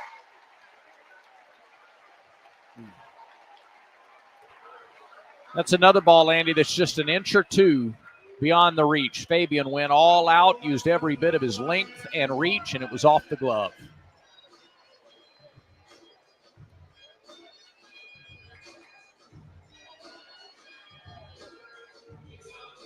Derek got his glove on that one, just couldn't pull it in. Got a good jump on it, too. Moved immediately, pounced. The angle was right.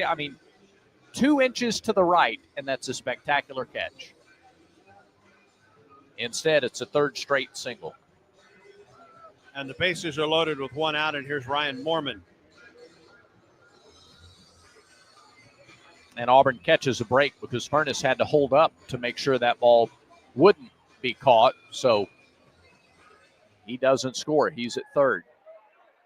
Moorman a ground out to Guevara. in the first. Bases are loaded with one out for the Rebels in the third. Dutton stretches. Here comes the pitch. Ball inside. Mormon was 2 for 3 last night. He drove home 3. It's a 4-2 Ole Miss lead, threatening to make more here in the third inning. 1-0. Outside ball 2.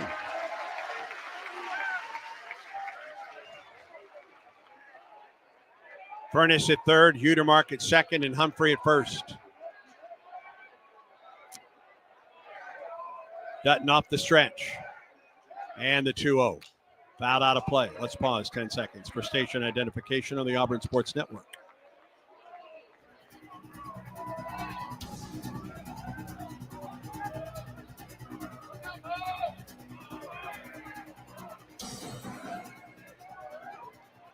Two and one to Mormon.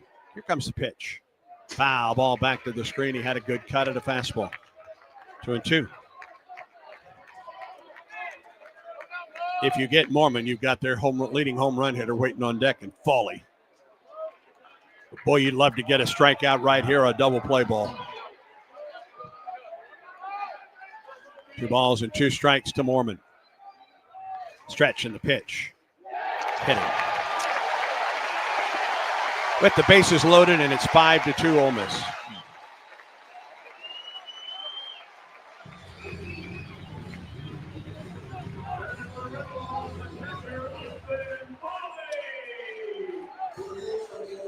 It's 5 straight guys to reach now, 2 of them on free bases.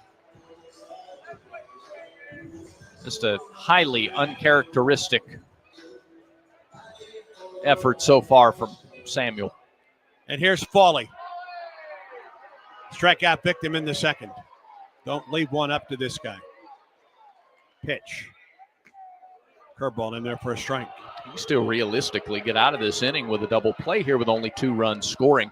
And the way the offense has shown a little life and hunger tonight, there's loads of time. You just can't let it get away early. 0-1. Missed outside and appeal to first. He did not go. 1-1 the count.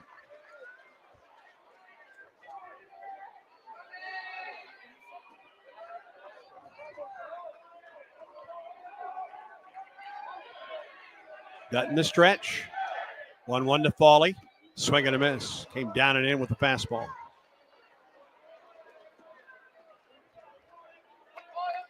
Two runs home for the Rebels. Back on top by 3. 5-2.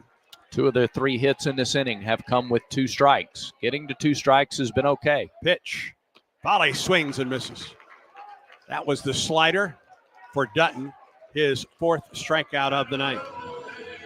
K-Counter presented by Kia of Auburn, where you're always number 1. And now here's Campbell Smithwick.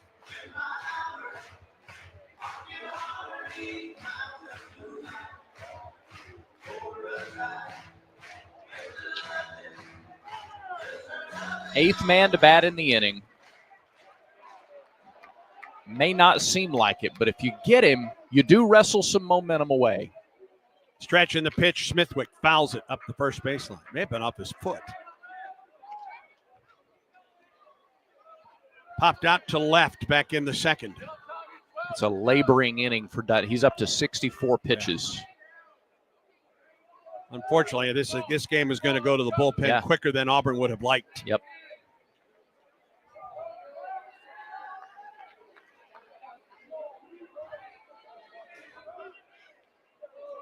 That one must have gotten the foot because he's still outside the box. Yeah, he's still favoring that right foot a little bit. Bases loaded with 2 outs for Ole Miss. 5-2, Rebels lead it. 0-1. Ground ball foul. I like right that side, 0-2. He is, more than any of the other Ole Miss hitters, right on top of the plate. And Dutton's going after that inside corner. He's not letting him take the inside half of the plate away.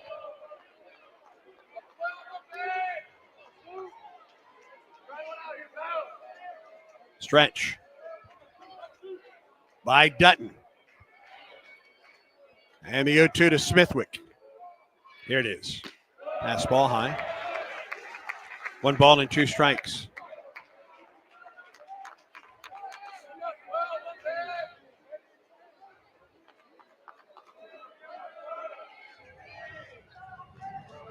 Bases loaded, 2 down in the third. 2 runs home for Ole Miss. 1-2.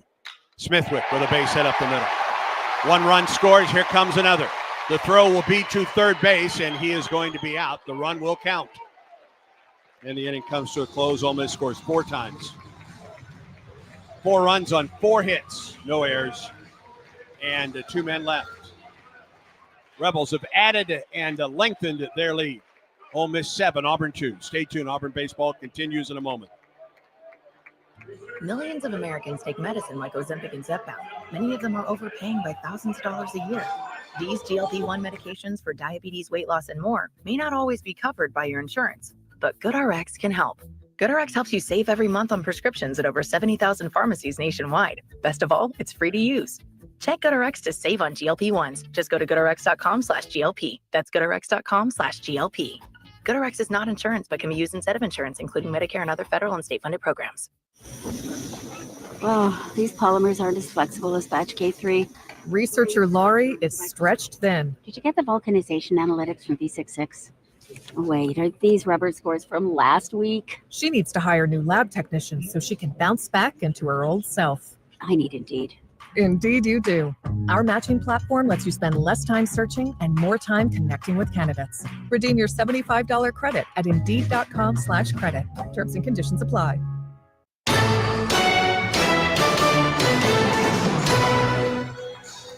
Through 3, Ole Miss on top of Auburn, 7-2. Take you through the middle 3. Here's Bradlaugh. All right, Stephen Ray, thank you. It'll be Steele, Terrell, and Fabian. Andy, I'm sorry. Tigers going to try to get some of the runs back. As Maddox goes out there with his largest lead of the night. Lucas Steele had a really good swing against him in his first at bat, lined it out hard to center field. Got to stay hungry at the plate without changing the approach and trying to press. Immediately into the shift go the Rebels. Leaving the short spot open. Steele with the open stance from the left side. First pitch on the way. Floats in for a strike.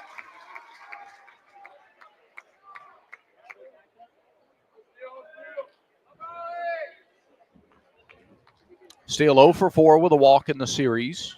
Pitch. Off speed and low. A ball and a strike. Twice this year, Ole Miss has won a series opener and dropped the series, lost the next 2. Pitch home.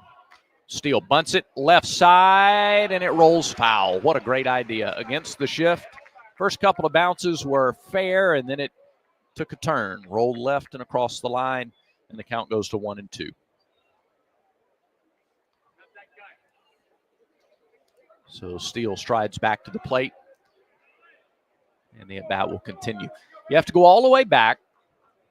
These teams have played every year with the exception of 2020 when there was no SEC baseball. Got to go all the way back to 2013. Pitch to Steele. Bounced up there.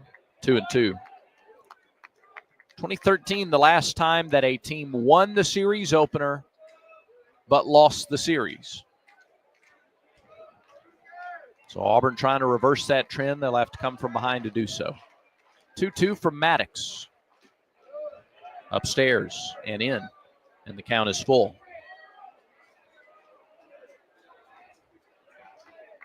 Maddox is up to 65 pitches himself here with nobody out in the 4th inning. So both these bullpens are going to have a say in this game. Pitch to Steele. Ground ball foul left side. He fought off a breaking ball that was coming in against him. And the at-bat continues. There is now some movement.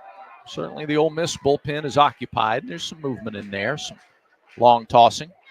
Pitch to Steele. Flight up the left field line, foul. Just a little bit behind. Count remains full. 3 runs in the first for Ole Miss, 4 in the third. Auburn got single runs in the second and the third. Steele waits. The pitch to him. Popped up, left side, out of play again. And it remains full.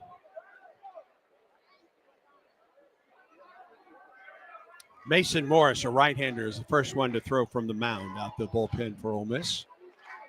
Payoff pitch again to Steele, and he drives one into the gap in right center field. That is down for a base hit. Center fielder Humphrey over quickly, and he misplays the ball. Steele was going to stop at first, but Humphrey misplayed the ball.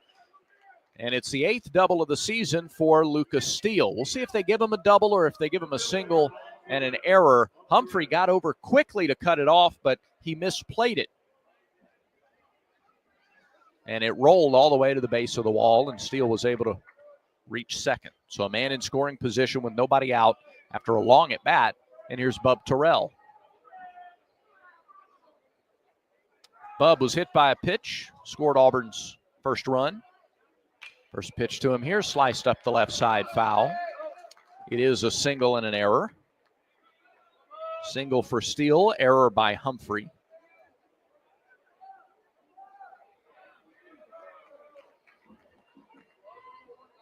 Bub scored his 33rd run of the season a couple of innings ago, and he takes a backdoor slider for ball one. That is the first error of the year for Humphrey. Humphrey plays a couple of steps toward right center, big gap in left center. Pitch to Bub, sliced foul left side again. A ball and 2 strikes. Fabian waits on deck. Tigers trail 7-2. Ole Miss won last night's game 9-2. Maddox works from the stretch, looks to second and deals. And there is a fly ball left center, high in the air. Sanford is over from left, makes the catch. Steele breaks and thinks better of it and heads back to second. So Terrell flies out for the first out of the inning. And up comes Derek Fabian. Ole Miss is 4 for 6 already in the game with runners in scoring position. Tigers are 0 for 4.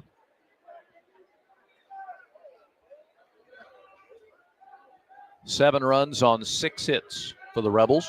2 runs on 4 hits for the Tigers. Pitch to Fabian. Taken upstairs for ball one. Derek flied out to left his first time. Had a good swing. SeatGeek makes it easy to find tickets so you can be a part of all celebrations this season. 1-0 to the Auburn shortstop. Slider misses low, and it's 2-0. Whether it's buying or selling tickets, SeatGeek is the place to do it. SeatGeek, the official ticketing partner of the Tigers. SeatGeek, expect the expected. Steele gets his lead from second. Pitch home. There's a strike, and it's 2-1 to Fabian. Maddox about to throw the 77th pitch of his night. We're in the top of the 4th. The delivery. Another slider, and that one misses low. 2-2. Sorry, 3-1. It was low. 9,000 umpires in the crowd. 3-1 pitch. There's a called strike. Now the count's full. He's gone full to 2 of the first 3 batters in the inning. Gave up a single to Steele, who gets his lead from second. Payoff pitch to Fabian. It's on the way. And it's ball 4 outside. First and second with 1 out. Fabian draws a 1-out walk. And Freilich gets his second turn at Maddox. First walk of the night for Maddox. He walked a couple last week. He's walked 2 batters in each of his last 2 starts. And Morris has picked up the pace in the bullpen for Ole Miss, and the pitching coach for the Rebels is out.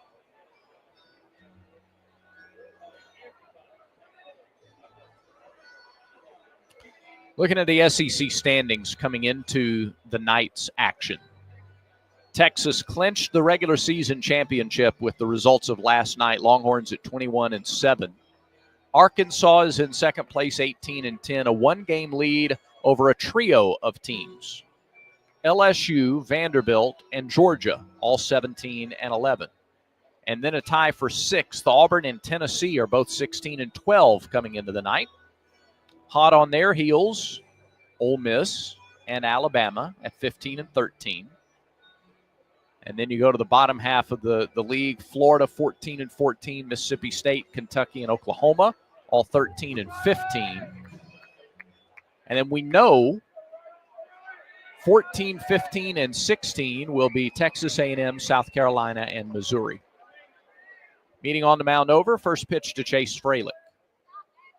It's off of the catcher's foot and up the first base line, and both runners advance. That jumped off the foot of Fawley and rolled all the way up the first base line.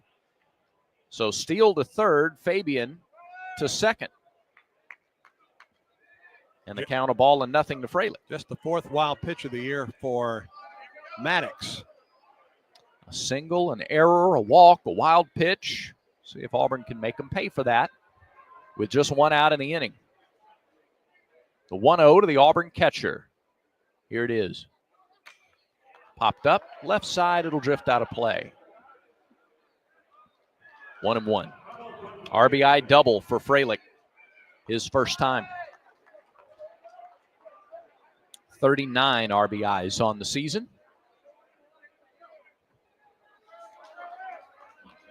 2 in scoring position. Maddox delivers. Fralick takes it for a ball away. 2-1.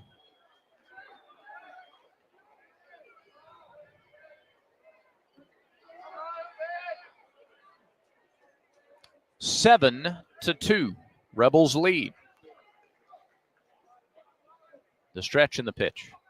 Fralick takes a ball low. It's 3-1. These are close, but they're balls. And now a hitter's count for as solid a freshman hitter as we've seen across the country this year. Steele at third. Fabian at second. Pitch inside and low, ball 4. Back-to-back walks now by Maddox. And Auburn has loaded the bases with 1 out for big Cade Ballou.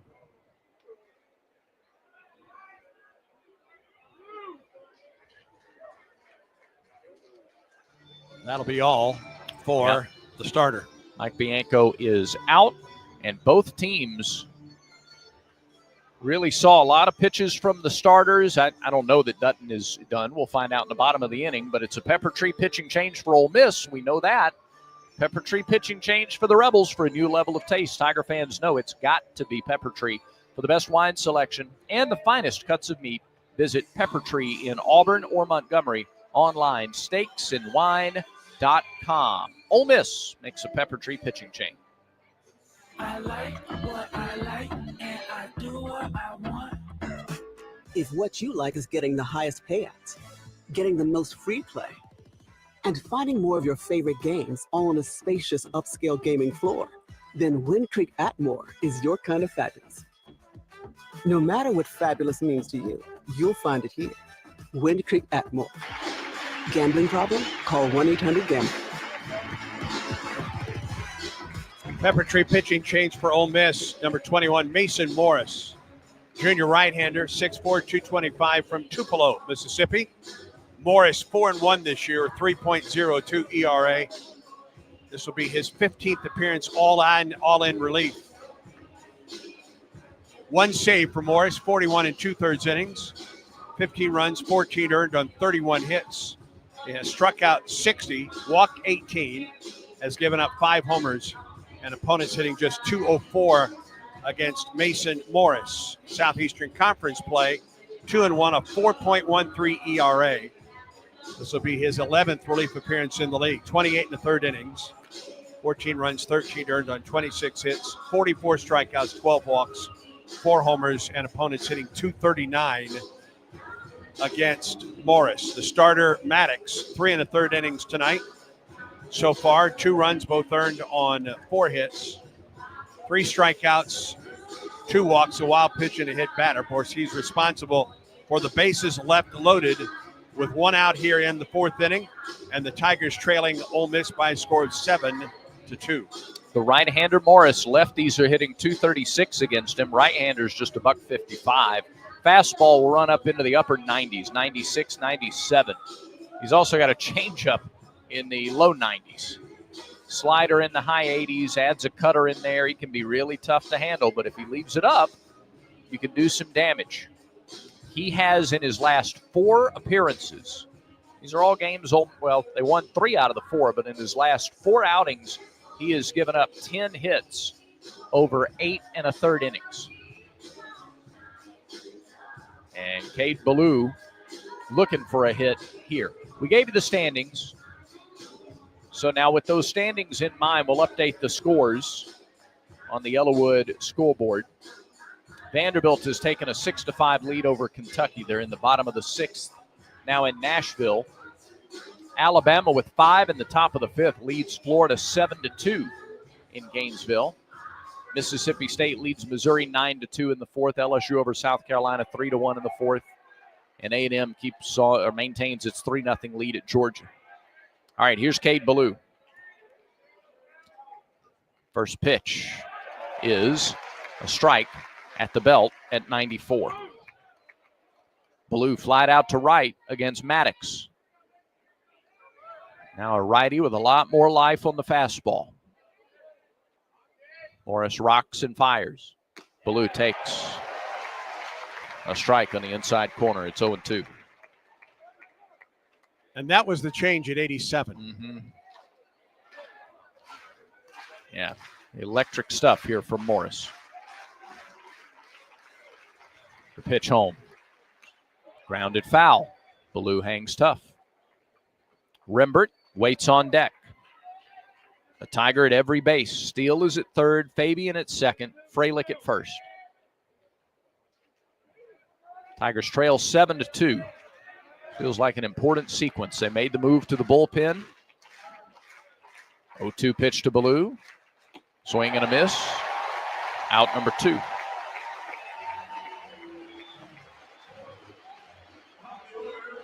Ballou with a quick word of advice to Rembert. They've been the cutter. Rembert is 1-for-2. He has singled, stolen a base. He's tapped back to the pitcher. First pitch to him. Low, ball 1.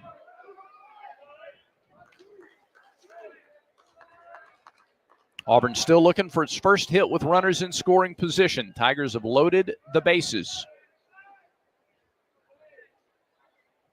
1-0 offering. Ground ball back up the middle. The second baseman had him shaded there, though.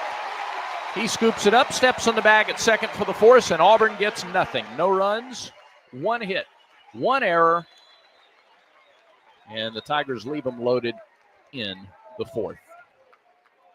7-2, Ole Miss in front as we go to the bottom of the 4th inning. This is the Auburn Sports Network. If your day sounds like We need the report ASAP. you deserve Modelo. If you've persevered through, you deserve this rich golden lager with a crisp but refreshing taste. Or if you overcame, 2 more reps, 2 more. you deserve this ice cold reward. Modelo, the Remarkable Fighter. Drink responsibly. Beer imported by Crown Imports, Chicago, Illinois. The passion, the tradition, the rivalries. Sirius XM is your destination for all things college sports, and we've got you covered. On SEC Radio, there is complete coverage of every school in the conference, including live games, plus 24/7 talk and analysis. So cheer along on the Sirius XM app and listen to your favorite team anywhere. And now you can get 3 months of Sirius XM free. Subscribe now. See offer details at SiriusXM.com/SEC Sports.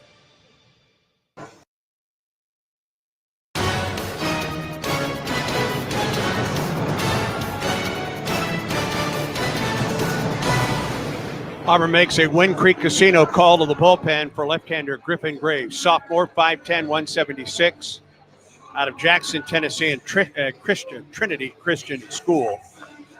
Graves 4-1, a 4.42 earned run average, making his 12th relief appearance. 18 in the 3rd innings, 9 runs on 14 hits. He struck out 18, has walked 10, no homers, And opponents are hitting .222 against Griffin Graves. In SEC play, he's 3-0 with a 4.26 earned run average. This will be his 8th relief appearance in the league, 12 2/3 innings, 6 runs on 12 hits, 13 strikeouts, 8 walks, no homers, and opponents hitting .267 against Griffin Graves. The line tonight for Samuel Dutton, 3 innings. He gave up 7 runs all earned on 6 hits, struck out 4, walked 2, had a hit batter. 67 pitches for Graves and 39 strikes. So Dutton out and Graves in. He'll face the 9-1-2 hitters, Chang, Sanford, and Hill. Chang 1 for 5 on the weekend. A couple of strikeouts.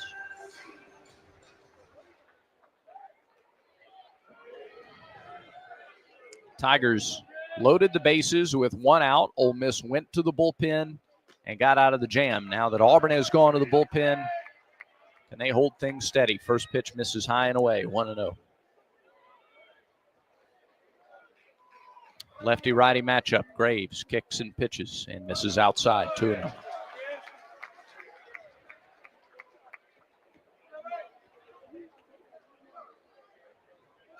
Crooked numbers in the first and the third for Ole Miss. Here we're in the bottom of the 5th. 2-0. There's a strike right through there.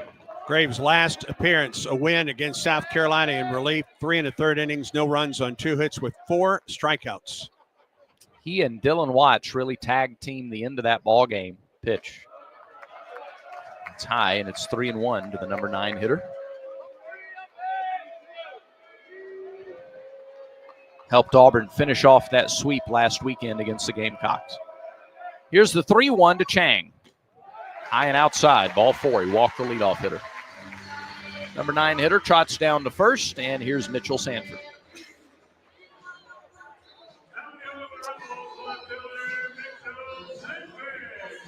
So Graves' outing starts the same way Dutton's did, with a walk to the first man he faces. Rebels lead at 7-2.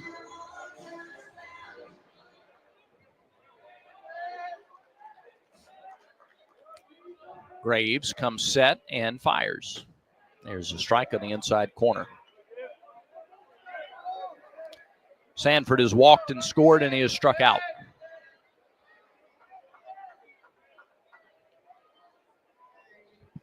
Sophomore left-hander delivers. Misses off the plate. A ball and a strike.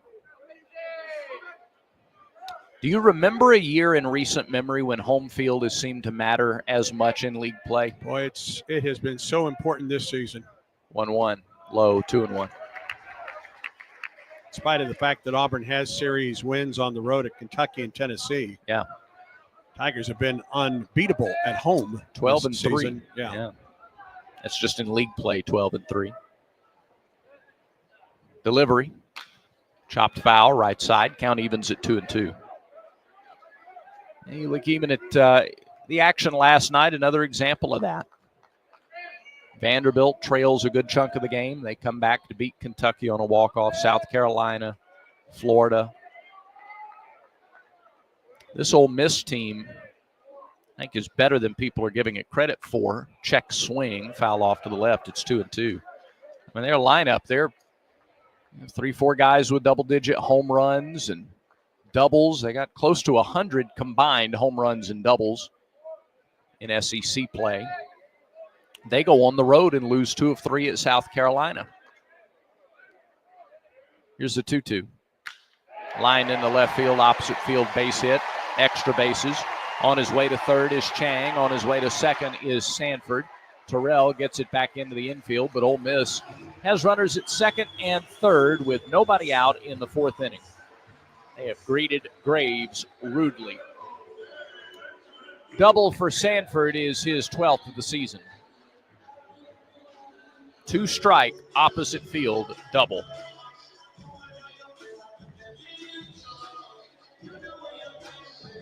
Hit it away from the shift. We've talked about Auburn doing that this year. That's exactly what Sanford just did there.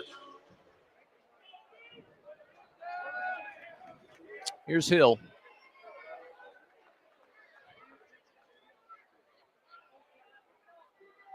First pitch to him.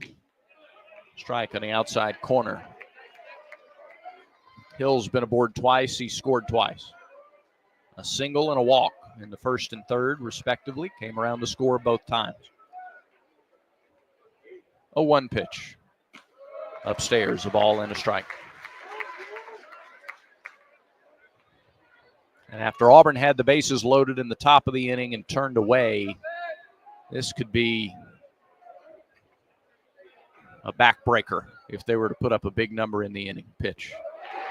Wild pitch all the way near the Auburn dugout. And the run scores. It's 8-2. Chang scores the run. Down to third goes Sanford. Count goes to 2-1 on Graves, or from Graves to Hill.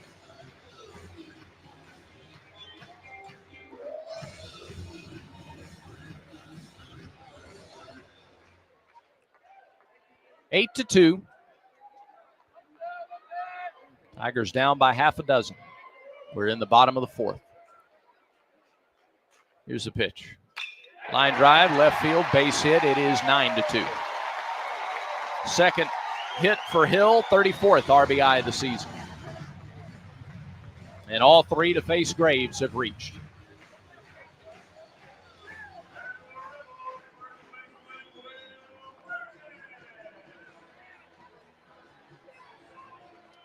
Parker Carlson is warming up and in a hurry in the Auburn pen.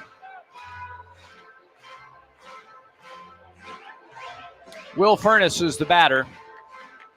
He has 4 hits already in the series. Everett Tiefert is out.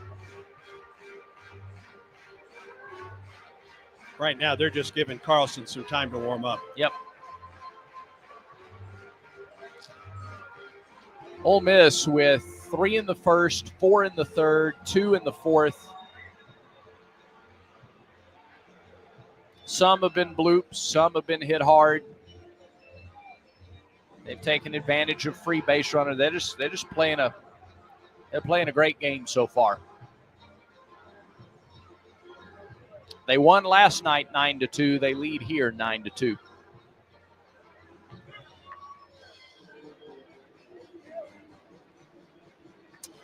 It was the second half of the game where Ole Miss took command last night. It's been the first half of tonight's game.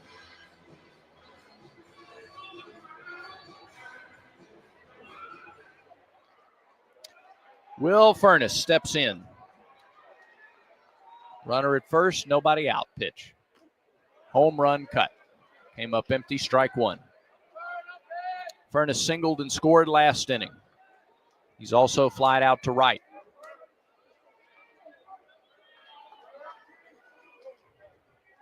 Four for 7 in the series is the big first baseman. He bounces one back to the pitcher.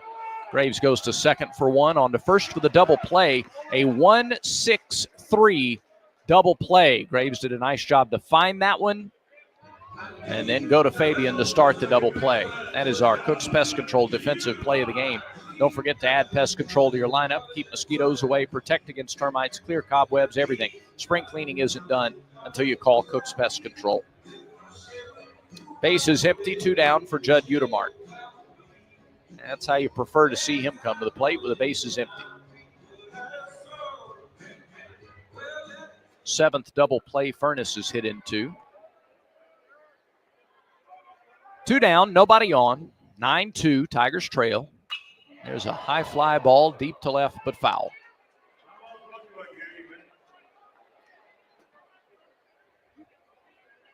Oh and 1. 3-run homer in the first, RBI single in the third.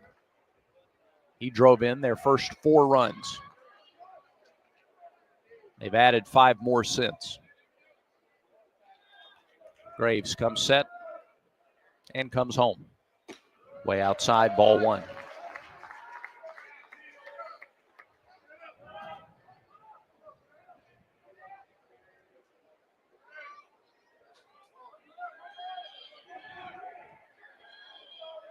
Pitch. Low again, 2 balls and a strike.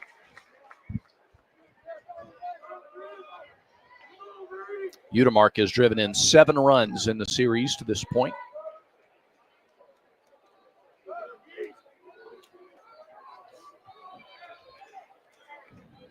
The stretch and the delivery. Swung on and foul tipped into the mitt. 2 balls, 2 strikes. Auburn is 7-2 in SEC series. Not a lot of teams have won 7 series this year. If they want to make it 8, they're going to have to climb out of a pretty big hole. Stretch and the 2-2 pitch. Swung on and missed, strike 3. Threw the fastball by him at 95. But the first 3 reach, and 2 of those score. 2 runs on 2 hits. No errors, nobody left on base. Ole Miss extends its lead through 4. Rebels lead the Tigers 9-2. And Auburn baseball continues in a moment. I like what I like, and I do what I want. If what you like is getting the highest payouts, getting the most free play, and finding more of your favorite games all on a spacious upscale gaming floor, then Wind Creek Wetumpka is your kind of fabulous. No matter what fabulous means to you, you'll find it here. Wind Creek Wetumpka. Gambling problem? Call 1-800-GAMBLER.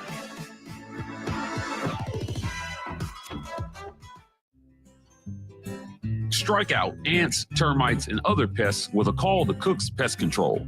Cook's proven pest control methods and superior termite control system keep your home safe and are backed by a 110% satisfaction guarantee. As the weather gets warmer, your spring cleaning isn't done until you call the official pest control partner of the Auburn Tigers, Cook's Pest Control. Looky, looky, looky, here comes Cookie, Cook's Pest Control. Back to Oxford, Mississippi for more Auburn baseball against Ole Miss.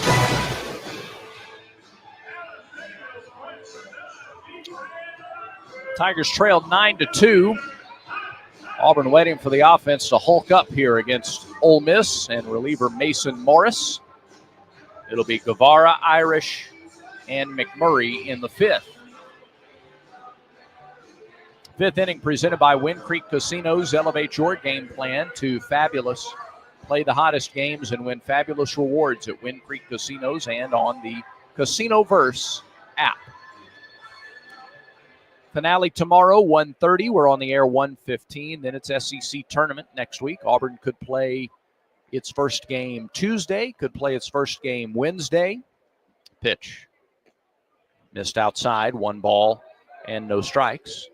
Auburn's still in the running to play its first game on Thursday. Going to need a big reversal of fortunes here the back half of this game tonight and get some other help. There's a swing and a miss by Guevara. A ball and a strike. Guevara 0 for 2. That's the pitch Auburn could not lay off last night. Just off the outside corner with the fastball. Mm-hmm. Line to the 1-1. Line, right field. Coming on is Mormon. He dives. He makes the catch. Yep. That is right on script for the way this series is started. And there's out number 1. Diving catch. Really a fine play by Mormon. Another one of those where about a foot's difference between a leadoff single and just an outstanding sliding catch by Mormon in right field. 1 away for Ike Irish. Opposite field solo homer in the 3rd for Ike. He bats with nobody on and an out in the 5th. First pitch to him. Missed that inside corner. Ball 1. 14th homer, 49th RBI of the season for Irish in the 3rd. Tigers trail 9-2, the wind and the delivery. Little chopper out towards second, fielded by Udemark, 2 away.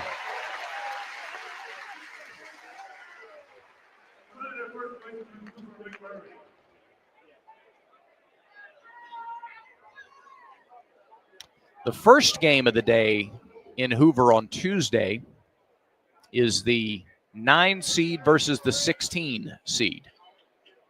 All 16 teams qualify for the SEC tournament. They go from double elimination, as it's been in years past, to single elimination. Cooper McMurray, ground ball, right side into the shift. Short right field. Udemark fields, throws, and it is dropped over at first. Furness tried to field on a short hop.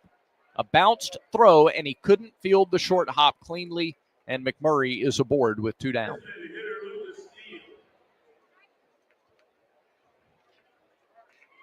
So Lucas Steele with a chance to hit with a man on base and 2 outs. It'd be the 5th error on Utermark if it is an error. We'll wait for the official ruling.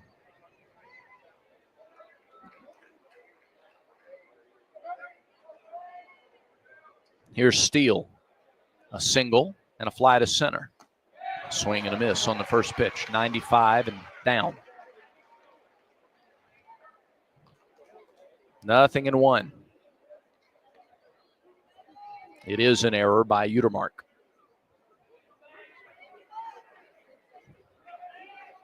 Second error of the game for the Rebels, who lead it 9-2. Morris comes set, fires. High pop, shallow center. Utermark is back. Center fielder coming in, though, Humphrey. He's the one who puts it away. And the inning is over. A 2-out error does no harm. No runs, no hits, and a runner left. We go to the bottom of the 5th. It's 9-2 Ole Miss. Auburn baseball continues in a moment. Strike out ants, termites, and other pests with a call to Cook's Pest Control. Cook's proven pest control methods and superior termite control system keep your home safe and are backed by a 110% satisfaction guarantee. As the weather gets warmer, your spring cleaning isn't done until you call the official pest control partner of the Auburn Tigers, Cook's Pest Control. Looky, looky, looky, here comes Cookie, Cook's Pest Control.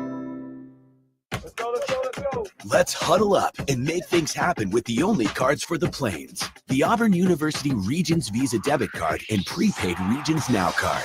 They're a win for your wallet and a big war eagle, whether you're purchasing stuff for game day or every day. Want to go all in on confidently showing your Tiger pride? Order your card now at regions.com/go Tigers. Regions, official bank of the SEC. Member FDIC. Terms, conditions, and fees apply.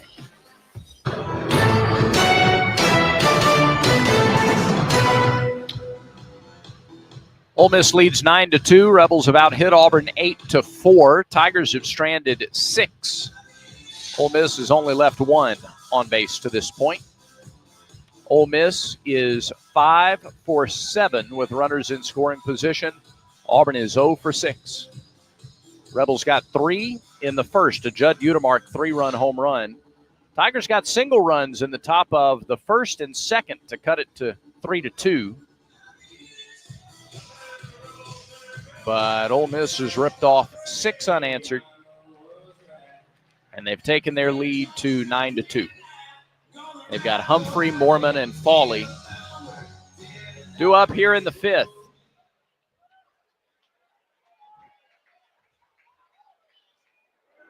Griffin Graves back out there for his second inning of relief. And the first pitch is low for ball 1.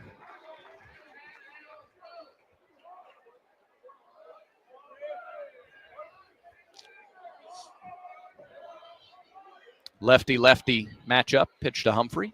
Swung on and tapped foul up the left side. A ball and a strike. Humphrey 1 for 2. It was a rough start for Graves. He gave up a walk, then a double, and then a single, and 2 runs had scored by this point.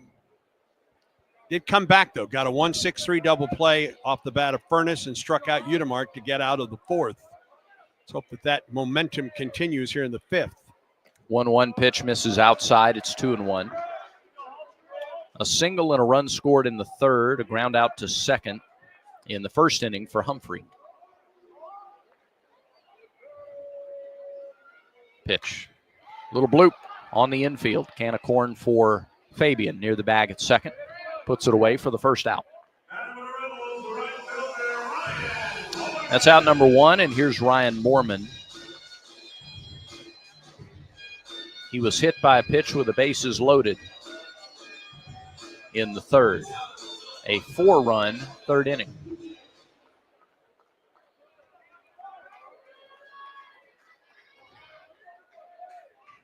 Right-handed hitter.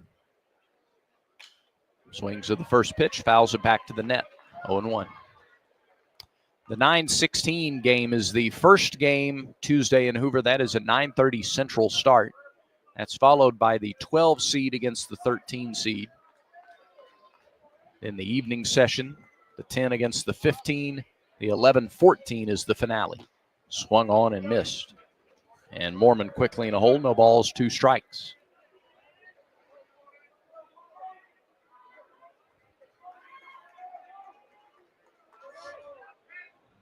Graves fires it in there. And it's hit hard on a hop. Oh, glove by Fabian. It's short. He turns and throws for the out. Phenomenal play by Fabian at short. That ball was scalded, and he had to field a fast, short hop. He backhanded, picked it, and then threw on to first quickly and accurately for the out. And a high hop at that on the backhand side. Just a terrific play by Fabian. So 2 down. And Fawley, the catcher, who's 0 for 2 with a couple of strikeouts. Those were against Dutton. His first look at Graves, he takes a strike on the outside corner. 0-1.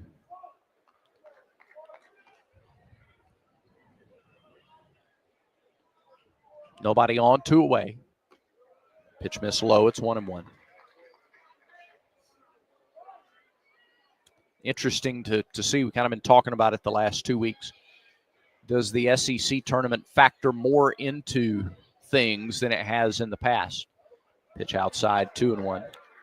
I think it will with regard to seeding in the NCAA. I don't know how many teams can play their way into the tournament. I think it will factor heavily in seeding in the NCAA tournament, possible host sites in the NCAA tournament. 2-1. Upstairs. 3 balls, 1 strike. Yeah, like if you come down to talking about who gets a national seed, who gets an 8 versus a 9. Well, that matters because if those teams win their regionals, then the 8 hosts the 9 in a super. It's a big, big deal. And might one game in the SEC tournament determine that? 3-1. Swung and fouled back.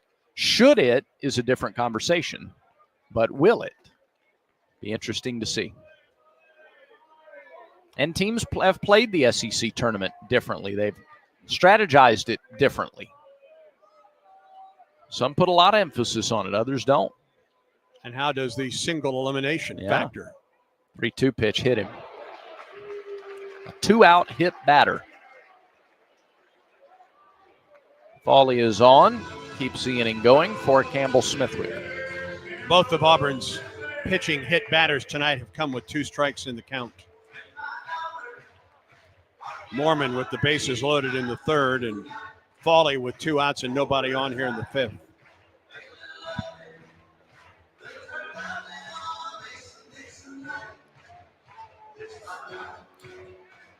This is it's not a capacity crowd, but it's filled in really well. Last night's crowd just under 9,000. More than that here tonight. First pitch swung on and missed by Smithwick, 0-1. Yeah, the teams that get the 1 through 4 can essentially play it like a weekend series. Now time. Ryan Broussard, the home plate umpire.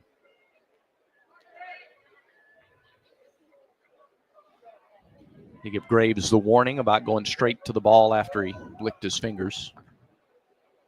0-1 pitch, Smithwick. Swung on and missed. Off-speed delivery. He was early, 0-2.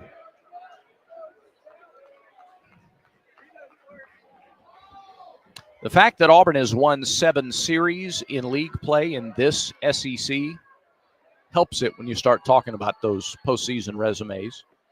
Pitch misses down and away, rolls up the third base line, and the runner takes second. Fawley's in scoring position. A pitch down, trying to get Smithwick to chase, and he wouldn't. 2-2, or rather 1-2 with 2 outs. Tigers trail 9-2.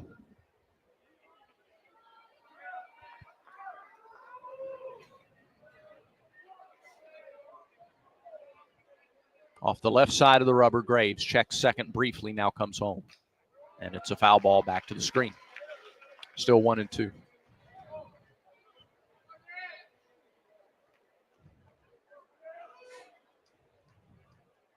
Auburn played at Texas, the regular season champion. Did not play Arkansas. 1-2 pitch. Lined into shallow left center, and that'll get down. Rounding third is Fawley. He scores. Heading for second is Smithwick. He is there with a stand-up RBI double. Third RBI for Smithwick. Both of his hits have come with 2 strikes, and Ole Miss pads the lead. It's 10-2. And another free base runner that comes home to score.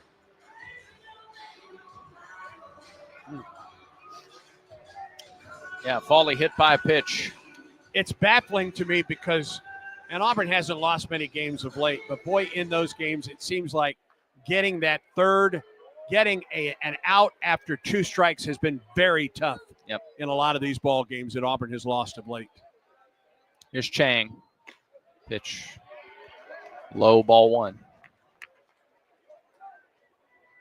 Boy, Auburn was in prime position to have a smooth inning.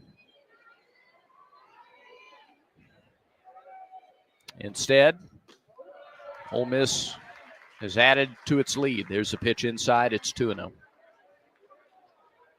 Chang tonight has walked and scored. He has struck out.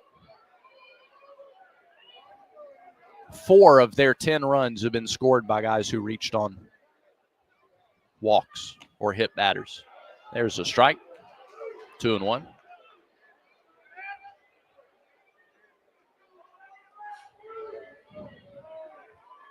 In fact, only once in this game has a free base runner not scored for Ole Miss. Pitch, a little low. And it's 3-1. Only Mormon, who was hit by a pitch, didn't score. Every other walk or hit batter has scored to this point. But his hit batter came with the bases loaded, and it resulted in a run. Yes, it did. 3-1 pitch. Strike down the middle, 3-2.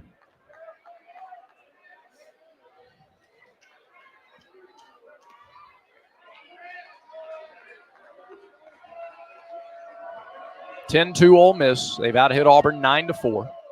Graves' pitch off the end of the bat, right side in the air. Room for McMurray in foul territory. Cooper puts it away, and the inning is over. But Ole Miss gets another run. Rebels get it on 1 hit and 1 hit batter. No errors and 1 left on base. We've played 5. It's 10-2. Tigers trail. This is the Auburn Sports Network. Postseason golf is back on the Plains. Your Auburn men's golf team is ready to tee off as they host the NCAA Regionals from Monday, May 12th through Wednesday, May 14th at the Auburn University Club. The quest for back-to-back national titles starts right here on the Plains, and admission is free for all fans. Cheer on your overall #1 seeded Tigers as they face off against a 12-team field, including Texas A&M, UCLA, SMU, Oregon, and more. Experience the best collegiate golf in the country for free from Monday, May 12th through Wednesday, May 14th at the Auburn University Club. For more information, visit auburntigers.com. Eagle. The Southeastern Conference. It's the land of legends, the places, the faces, and moments. And he's going for it. It's a touchdown. We've seen the confetti fall again and again. We're not done. It's time for the next generation to make their mark and go from 14 deep to 16 strong. It's a whole new ball game in the SEC, and it just means more.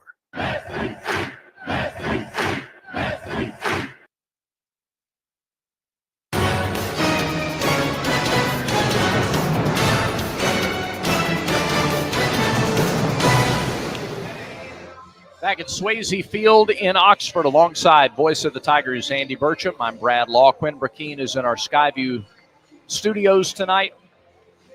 And it has been all Ole Miss, 10-2. Rebels on top after winning last night's game 9-2. Got the back half of the ball game to try to get it going offensively. Terrell, Fabian, and Fraley due up here in the 6th. Mason Morris has been good since coming into the game. He's faced 1 over the minimum, and that was McMurray, who reached on an error. Auburn baseball brought to you in part by East Alabama Health.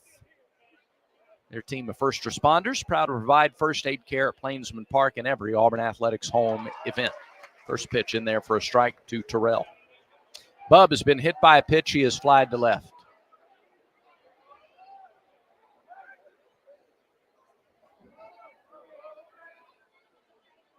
Wind and the delivery. Came to the inside corner, grounded foul back behind him, and it's quickly 0-2. That East Alabama Health team going to be back at Plainsman Park for regionals. Make no mistake, these first two games of this series don't sully anything on Auburn's hosting reputation. The pitch misses high to Terrell. It's a ball and 2 strikes. Coming into the day, Auburn's still number 2 in the RPI, behind only Georgia, ahead of Texas, the SEC regular season champion, who's number 3 in the RPI. Pitch. Upstairs, 2 balls, 2 strikes. Vanderbilt 4. Auburn took 2 of 3 from them. Oregon State is up to 6 in the RPI, and the Tigers own a head-to-head win over the Beavers earlier this year in Arlington.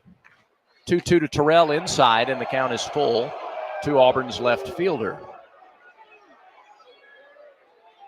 You start looking at the top 10 of the RPI, and you just find Auburn victories littered up and down. LSU at 8. Tigers swept LSU. Alabama at 9. Auburn took 2 of 3 from them. Payoff pitch to Terrell. Called strike 3. Took a changeup. 1 away.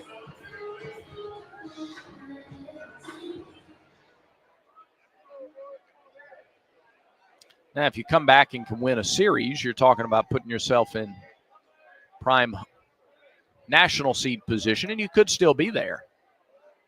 Pitch to Fabian. In there for a strike, 0-1. Eric Snow has grabbed a bat. He is on deck. That's Chase Fralick's spot. Line in the delivery. Missed downstairs, 1-1.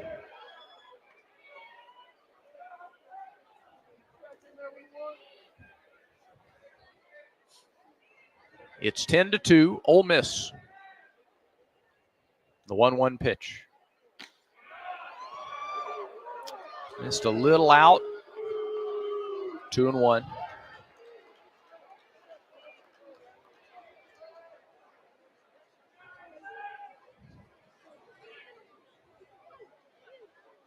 Delivery from Morris. That's outside. And it's 3-1. Fabian tonight has walked and flied to left.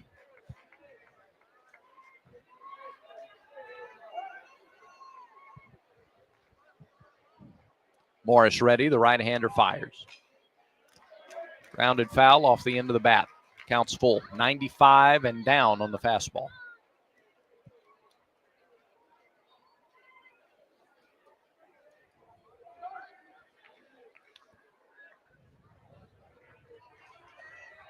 Wind blowing out, as it has most of the night. Morris rocks again, plants and fires, and misses low. That's ball 4, a 1-out walk. Fabian draws his second walk of the game. He's on with 1 out. And Eric Snow, who had 3 hits in last night's game, hits for Fralick.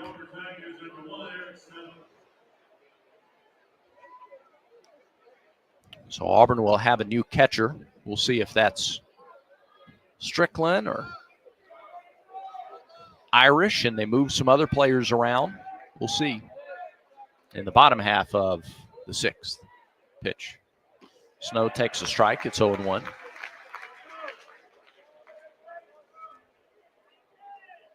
Eric's average in the league is up to 231. He swung the bat better the last 3 weeks or so in league play. The delivery. Nope, missed outside. It's 1-1.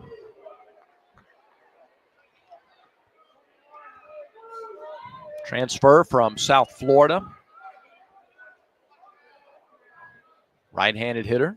Morris pitches. And there's a strike at the knees. It's 1-2 as we pause 10 seconds for station identification on the Auburn Sports Network.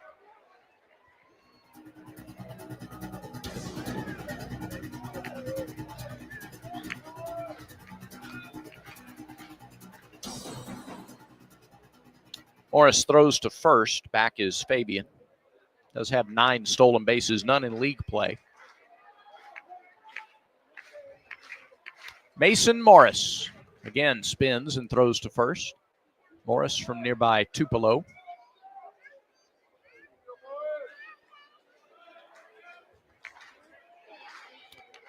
It is getting late in a handful of games around the league. Third straight throw over to first. Ole Miss leads 10-2. And they're keeping Fabian close at first base here in the top of the sixth.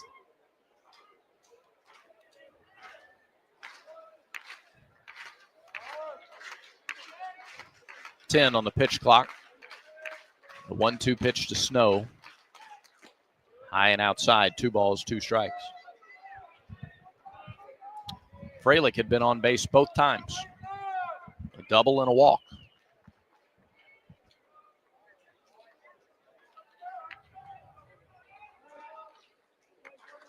Morris comes set. And the 2-2. Lifted in the air, right center field, driven all the way back, and that is over the wall in right center field. Eric Snow's 4th hit of the series. It's a pinch hit, 2-run homer. 6th home run of the season for Eric Snow. Tigers get a couple of runs back. It's 10-4, Ole Miss. That ball just kept carrying. Oh, it was letter high and over the outer half. And he went the other way. It's a good piece of hitting by Snow.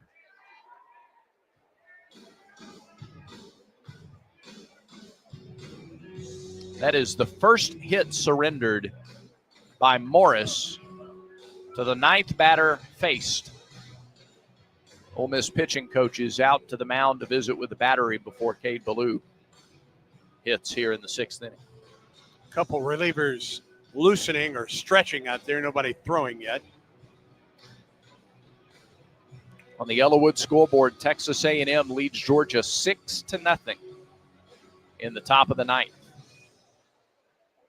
Bottom of the 8th in Nashville, Vanderbilt leads Kentucky 7-5. Vandy looking for their 18th league win. LSU leads South Carolina 5-1. Bottom of the 6th in Columbia. LSU trying to even the series and get to 18 conference wins. Arkansas leads Tennessee 5-4. They're in the bottom of the 3rd in Fayetteville. And Oklahoma leads Texas 3-1 in the bottom of the 4th in Norman. Meeting on the mound over, bases empty. 1 out, and Cade Ballou, the batter. First pitch to Cade. Bounced up there. 98. A ball and no strikes. Ballou is 0 for 3 on the weekend, 0 for 2 tonight with a strikeout in his last at bat. He was the first batter that Morris faced with the bases loaded last time up in the 4th. 1-0, swung on and missed. 1-1. A 2-run home run by Eric Snow. Auburn's first runs since the 3rd. It's 10-4 Ole Miss. 1-1. Inside, nearly hit him. 2-1.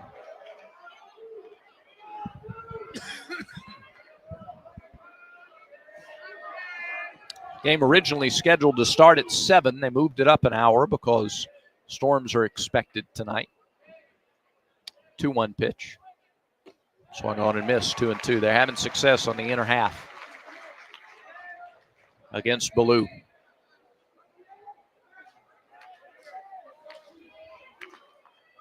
One out, nobody on, 2 in for the Tigers in the 6th. Morris rocks and fires. Ball 3 inside. 391 feet, the homer by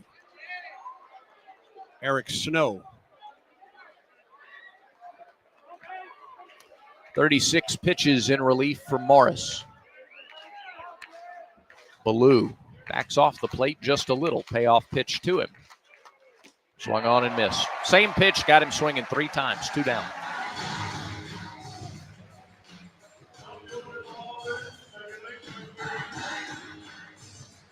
Here's Chris Rembert. Really good location. Down and on the inside, maybe a little bit inside to the left-handed hitting Ballou. Rembert is 1 for 3 with a single. That started the ball game. Swings here and lifts it into center. Humphrey back. Got a bad read on it initially. Chases him all the way back to the warning track in right center. Boy, he stopped like a statue straight away and then had to scurry to get back there and get it, but he did, and the inning is over. Auburn gets 2 runs on 1 hit, the 2-run pinch hit homer from Eric Snow. No errors, nobody left. We go to the bottom of the 6th. The Ole Miss lead is trimmed to 6. It's 10-4. Auburn baseball continues in a moment. This is Coke Zero Sugar. Could I be the best Coke ever? Try and taste with your ears. Hear those bubbles? Imagine them tingling on your tongue. Fizzy deliciousness. Listen to that cascading liquid. A mouth-watering waterfall. Irresistibly tasty. Zero sugar. Crisp, refreshing, and ice cold. Is Coke Zero Sugar the best Coke ever? Try and decide. Hey guys, it's Auburn baseball season again, and if you want to hit your next big event out of the park, then get Baumhauer's Victory Grill in Auburn to help with all of your catering needs. From team parties to tailgating or any big event you may have, Baumhauer's always hits a home run by making sure all of your logistics are covered, and you can just sit back, relax, and enjoy the big game. And if you need a place to host your party, come try Baumhauer's new covered patio. Give us a call to book your big event today. Baumhauer's Victory Grill, 2353 Bent Creek Road in Auburn. War Eagles. You're listening to Auburn Baseball. Now, more of the Tigers and Rebels. With the top of the order coming up for Ole Miss here in the 6th, Tigers make a Ford F-150 call to the bullpen for Parker Carlson. Senior right-hander, 6'2", 202 out of Mobile and Faith Academy. Carlson 3-1 this season, a 3.52 earned run average. This will be his 15th relief appearance with a save. 23 innings, 9 runs on 16 hits, 25 strikeouts, 4 walks. He's given up 5 homers. Opponents are hitting 198 against Parker Carlson. Southeastern Conference played 2-0, 3.72 ERA, making his 8th relief appearance. 9 2/3 innings, 4 runs on 10 hits, 7 strikeouts, 1 walk, 3 homers. 278 the average against Parker Carlson. Griffin Graves, 2 innings of work tonight for Auburn, gave up 3 runs, all earned on 3 hits. A walk, a strikeout, 2 wild pitches, and a hit batter. 46 pitches, 26 for strikes. Other defensive changes for Auburn. Ike Irish goes behind the plate. Freilich was pinch hit for. So Irish moves in from right to behind the plate. Chris Rembert moves from second to right. And Snow, who hit the homer, replaces Rembert at second. So outfield, Terrell, Ballou, Rembert. And third to first, Guevara, Fabian, Snow, McMurray, with Irish behind the plate. First pitch, high fly ball. Shallow right field. Snow back from second. It's his play. He makes the catch. 1 pitch, 1 out in the 6th. And there's Luke Hill, who's been on all 3 times. 2 singles, a walk, an RBI, and 2 runs scored for the third baseman.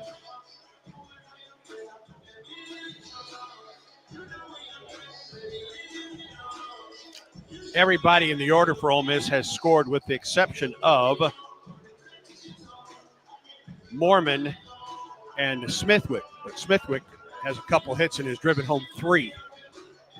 Everybody's either scored 1 or driven in 1.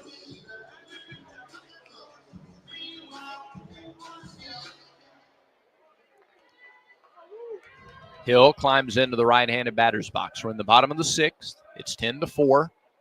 Ole Miss leads. Carlson delivers. First pitch in the dirt, ball 1.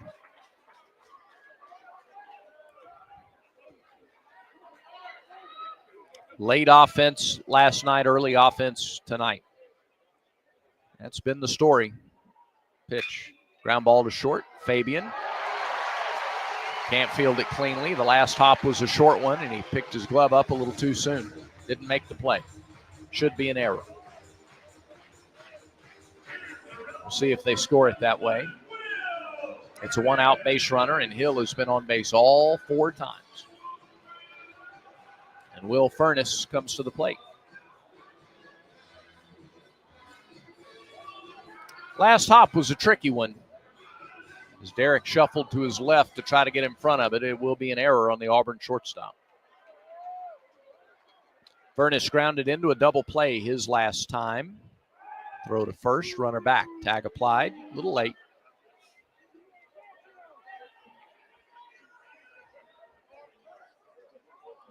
If Ole Miss hangs on to win this game, they would pull into a tie with Auburn in the SEC standings. And would have the tiebreaker. Yep. On the Tigers. Pitch. A little bit low. A ball and no strikes. Yeah, it would mean that tomorrow's game would be highly impactful in the standings. It would be a shift of one spot just between Auburn and Ole Miss, to say nothing of, all right, what does Tennessee do? What are some of these other teams? The line drive left field, base hit, opposite field single for Furness.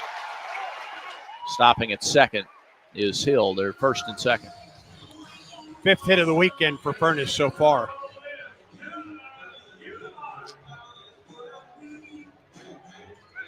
And here is Utermark. He started the scoring, a 3-run homer in the first.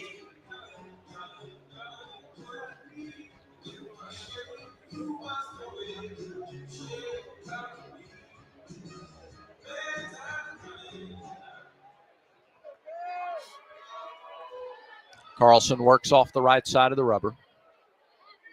Looks home. Runners get their lead from first and second, and the pitch. Fouled straight back. 0-1. First and second, one out. How about a double play ball?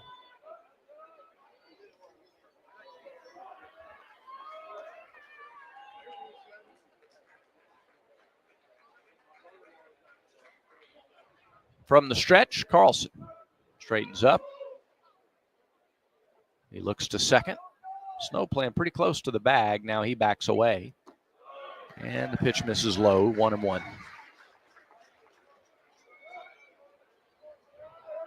Dutton got Ole Miss 1-2-3 in the second. Struck out Sanford to start the third, but then a walk to Hill. Started a slide, 5 straight reached. There's a spin and a throw to second.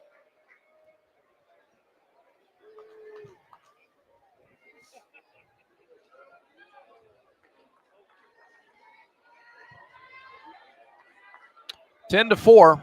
Tigers got 2 in the top of the 6th. Ole Miss trying to answer back immediately. Carlson turns, throws to second, tag, close. But Hill slides back in safely. First final of the night on the Yellowwood scoreboard. Texas A&M shuts out Georgia 6-0. So the Aggies even that series at a game apiece. 1-1 pitch. Breaking ball's high, 2-1.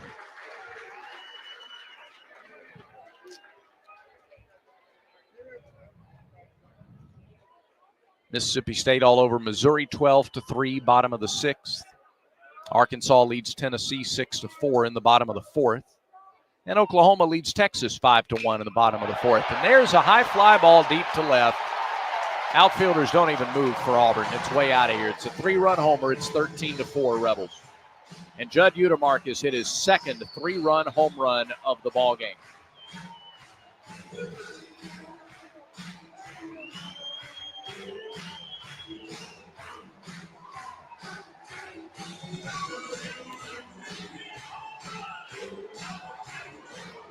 Carlson fell behind the 2-1 pitch.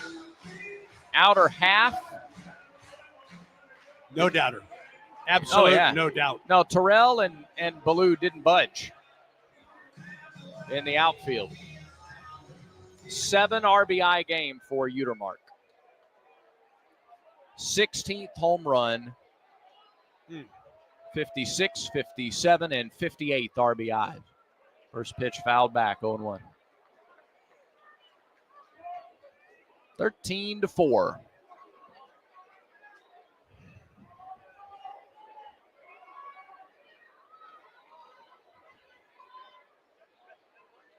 Wine in the pitch.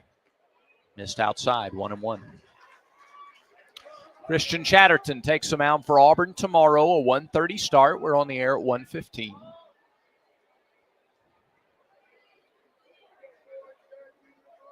Wind and pitch. Popped up. Foul ground. Irish. Will he have room? Nope. Lands on top of the net. A ball and 2 strikes. Still only 1 out in the inning.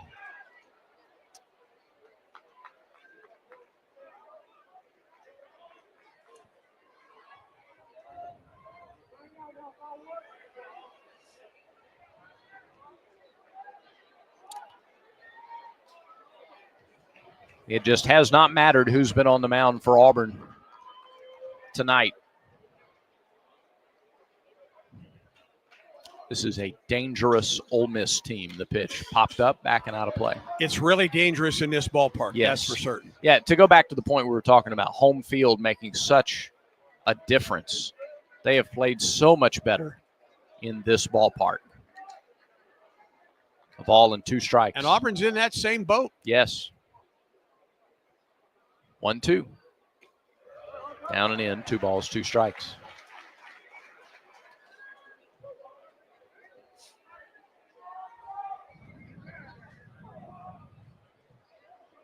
One out, nobody on.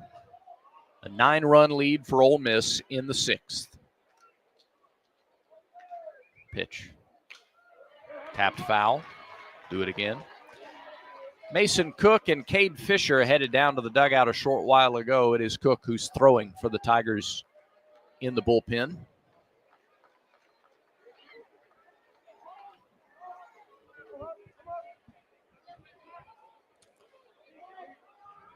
Auburn got 1 in the top of the 3rd. Ole Miss answered with 4. Here's a swing and a miss. For out number 2, Irish thought it was the 3rd out, and he was jogging off the field, so they'll get after him for that. Right-hander Hudson Calhoun in the Ole Miss bullpen if needed. Here is Ryan Moorman, who is 0 for 2. He was hit by a pitch with the bases loaded back in that 4-run 3rd inning. Every time Auburn has scored, with the exception of the 2nd inning, Ole Miss has come back and scored more in the bottom. 1 in the 3rd, Ole Miss scored 4.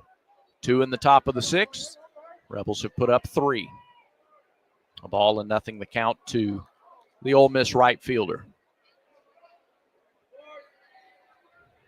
Carlson rocks and delivers and gets a called strike, 1-1.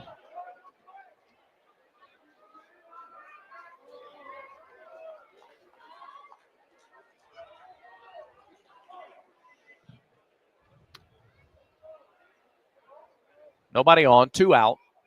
The pitch.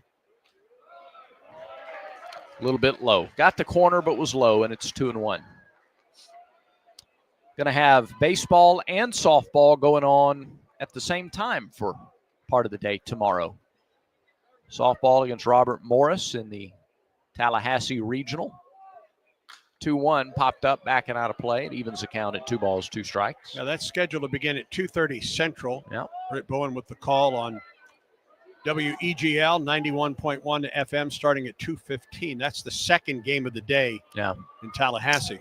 So if the first one goes long, Yeah, that'll push that back a little bit. 2-2. Low, 3-2.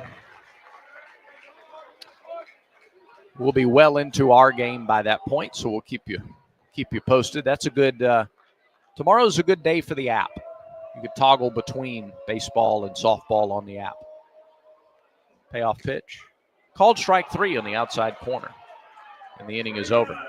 Back-to-back strikeouts by Carlson, but they come after Utermark's 2nd 3-run homer of the game.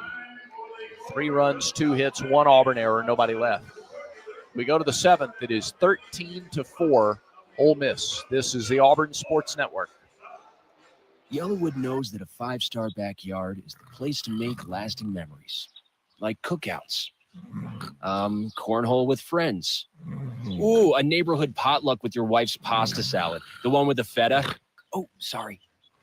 Or taking a nap on your deck in a hammock. Naps are memories. I love naps. For 5-star backyards and the most memorable experiences, Yellowwood brand pressure-treated pine. If it doesn't have that yellow tag, you don't want it. Hey guys, it's Auburn baseball season again. And if you want to hit your next big event out of the park, then get Baumhauer's Victory Grill in Auburn to help with all of your catering needs. From team parties to tailgating or any big event you may have, Baumhauer's always hits a home run by making sure all of your logistics are covered and you can just sit back, relax, and enjoy the big game. And if you need a place to host your party, come try Baumhauer's new covered patio. Give us a call to book your big event today. Baumhauer's Victory Grill, 2353 Bent Creek Road in Auburn. War Eagle.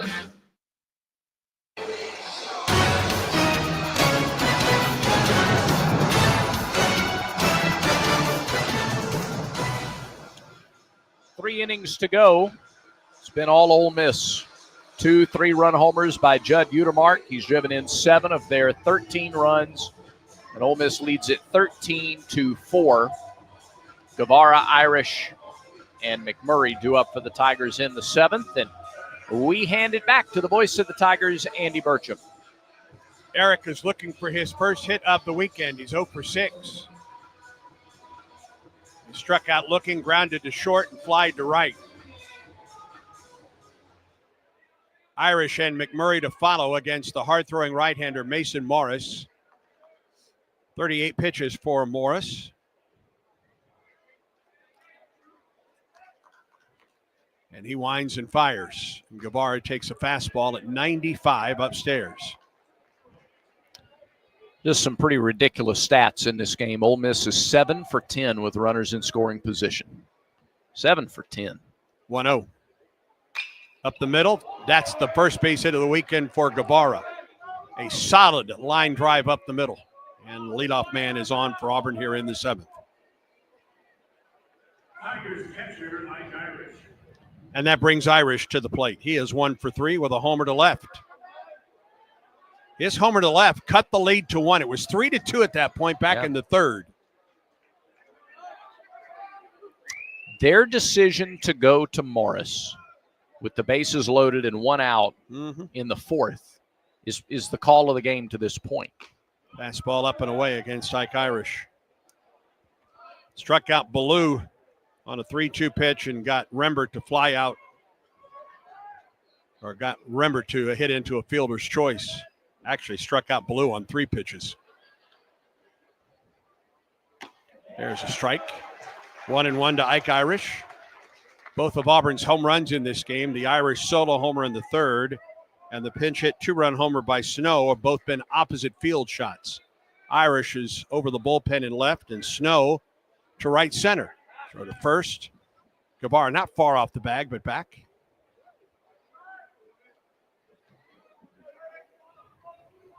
"13 runs on 11 hits, 2 errors for Ole Miss. The errors have not hurt the Rebels at all." Stretch and pitch.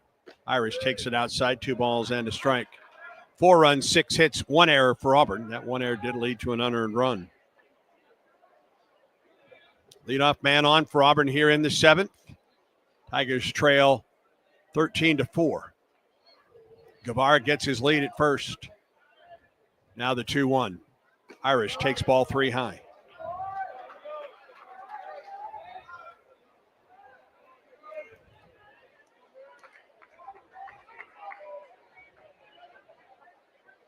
Infield back looking for 2. Third baseman Hill plays well off the line. Stretch. 3-1.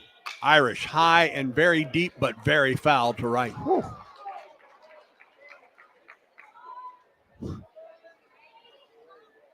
There's a patio that extends beyond the premium seating here down the right side. That ball cleared that. Yeah. Mercy. Yeah. 3-2 now. Morris comes set and a throw to first. Guevara dives back safely. There is rain on the way to the Oxford area between 9:30 and 10, according to the radar right now. 3-2. Irish again. Almost the same spot. High and deep and very foul to right. That one almost the exact same spot. I think Ike's trying to pull this right now. Yeah. I would say so. Yeah. I'll watch him slash one to left right here. 3-2.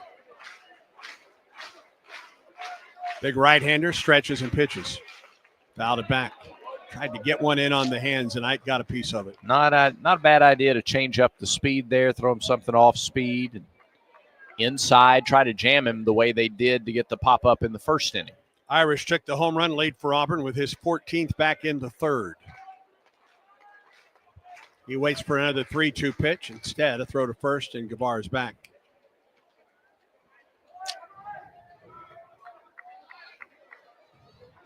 Doesn't matter how much they are ahead, they throw to first. It's part of their makeup. 3-2 pitch. Irish turned on one and fouled it just beyond the Ole Miss dugout, and it caroms into right field. There have not been a lot of guys come through Auburn in the last decade that hit the ball harder than Ike Irish. Consistently. Right.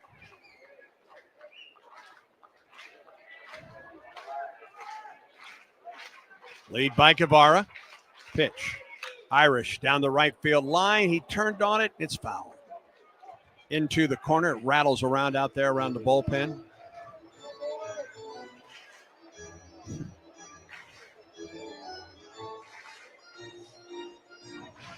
They continue to try the inside corner, and Ike continues to hit it hard to the pull side. Fastball, off speed. He's getting them both. 3-2 pitch again. Morris stretches. And the 3-2. Got him with a high fastball. Yeah, that was up around his shoulders. And it was more over the plate. And that was just too tantalizing to lay off. That's ball 4. It was up at his shoulders. Yeah. 4th strikeout for Morris, and here's McMurray. Shift is on for the Rebels, even with a runner at first base. And the pitch to Cooper. Down and in for ball 1.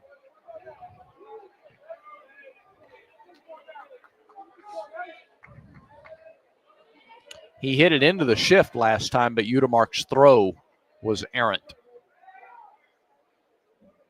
Now Udemark comes in to the edge of the outfield grass. The pitch. Down and in, off-speed pitch. In the dirt, but blocked by Foley. 2-0 the count to McMurray.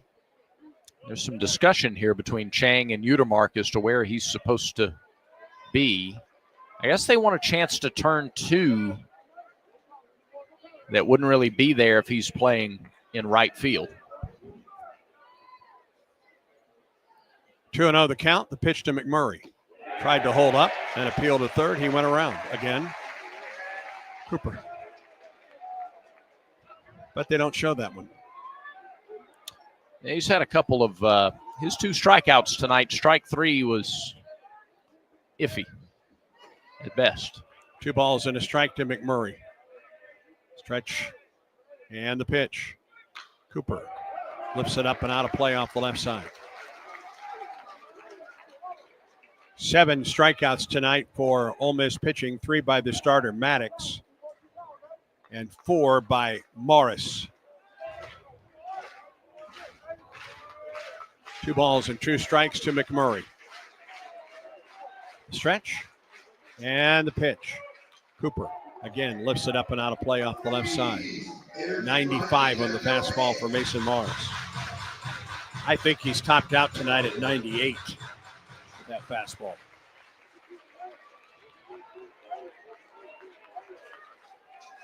(13-4). Rebels lead it. We're in the top of the 7th.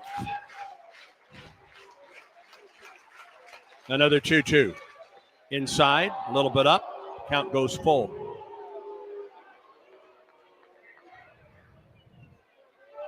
.56 pitches for Morris. He's been really good in relief. Yes, he has. Full count to Cooper McMurray.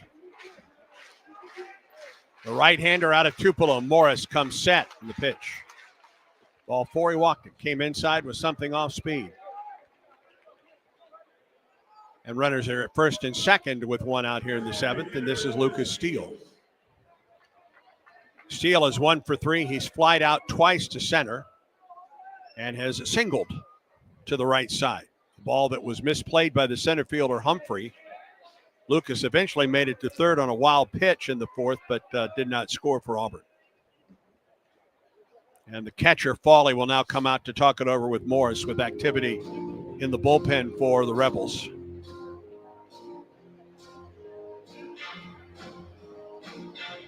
Got a left-hander in the pen now. That's Gunnar Dennis, number 32. Update on the Yellowwood scoreboard. Kentucky with 2 in the top of the ninth. The Wildcats have tied Vanderbilt 7-7 in that game.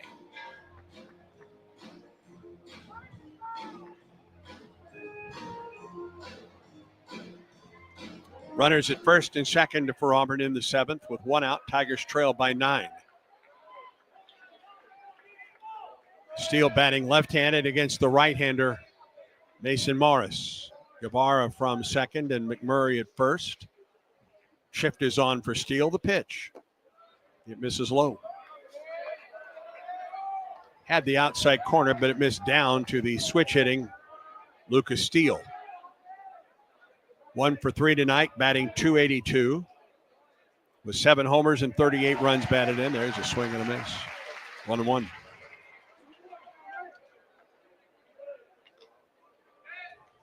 It's a downhill fastball for Morris, who's 6'4".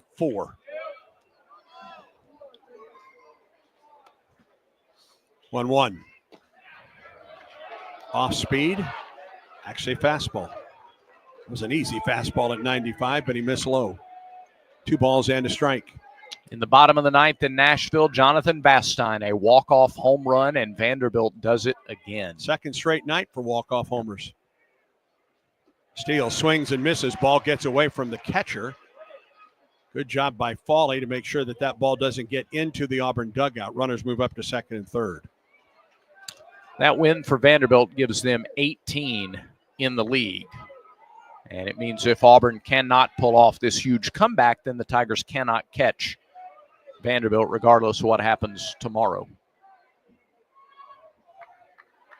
2 balls and 2 strikes to Lucas. Second and third with 1 out here in the Auburn 7th. Stretch in the pitch. Steele pass first, but fouled by about a foot.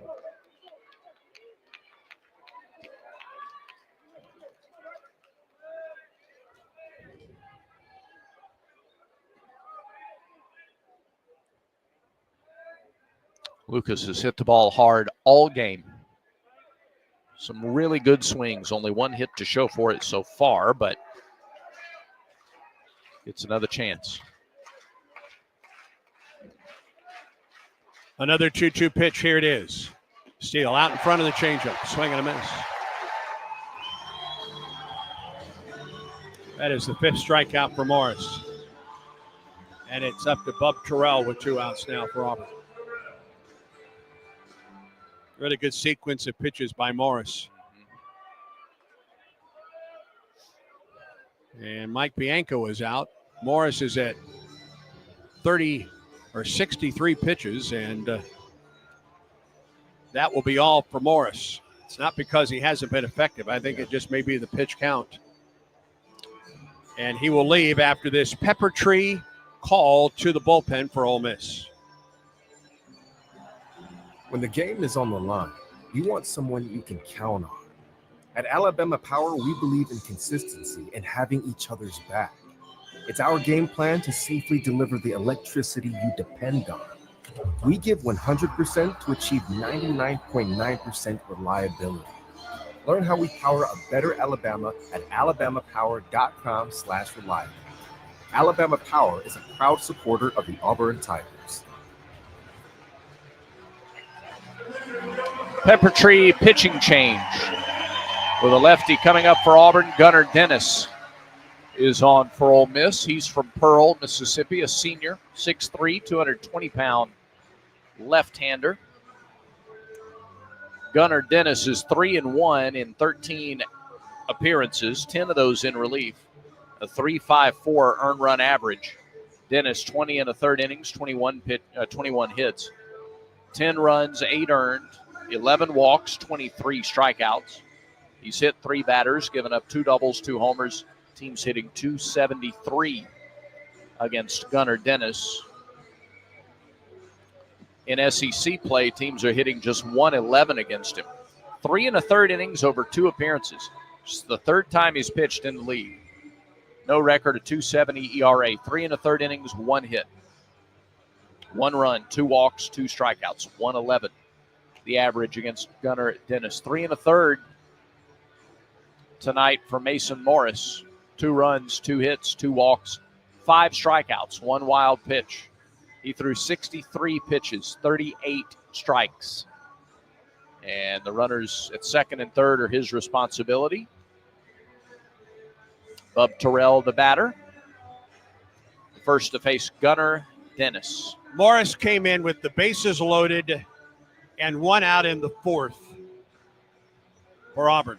He struck out Cade Ballou on 3 pitches and got a ground ball out off the bat of Rembert. And Ole Miss took advantage of that terrific pitching sequence by Morris. The only runs that he has allowed so far, the pinch hit 2-run homer to right by Snow.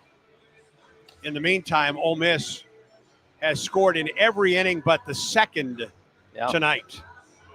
They went 1-2-3 in the second.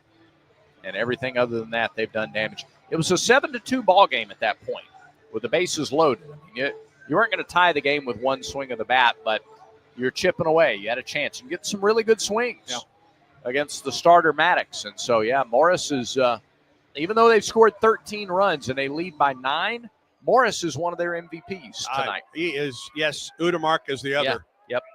All right, here's Bub Terrell with runners at second and third, 2 outs. The pitch, Bub swings at a slider and comes up empty. Lefty on lefty here. Bub walked and scored in the second. Has flied to left and struck out looking. Dennis sets. And the 0-1. Line drive base hit to left. Nicely done by Terrell. Guevara comes home to score. They hold up McMurray at third. Well, I think Bub went to school on the first pitch. Yep. He pulled off of it a little bit. That one, he stayed on it. It was going away from him, and he just took it the opposite way for an RBI single. That run is charged to Morris.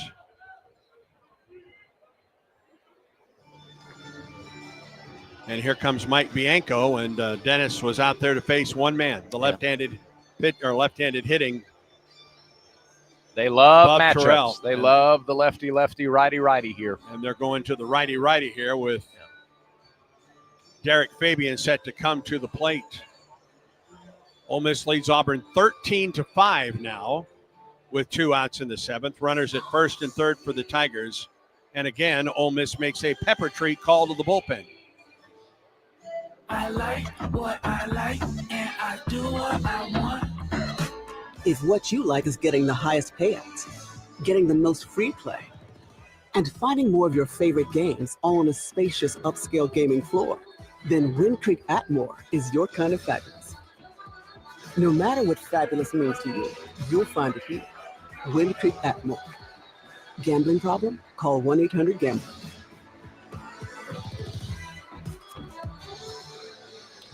With a 13-5 lead, a Pepper Tree pitching change for Ole Miss on back-to-back batters. Right-hander is in to face the right-handed hitters for Auburn. This is Hudson Calhoun, 6'4", 210.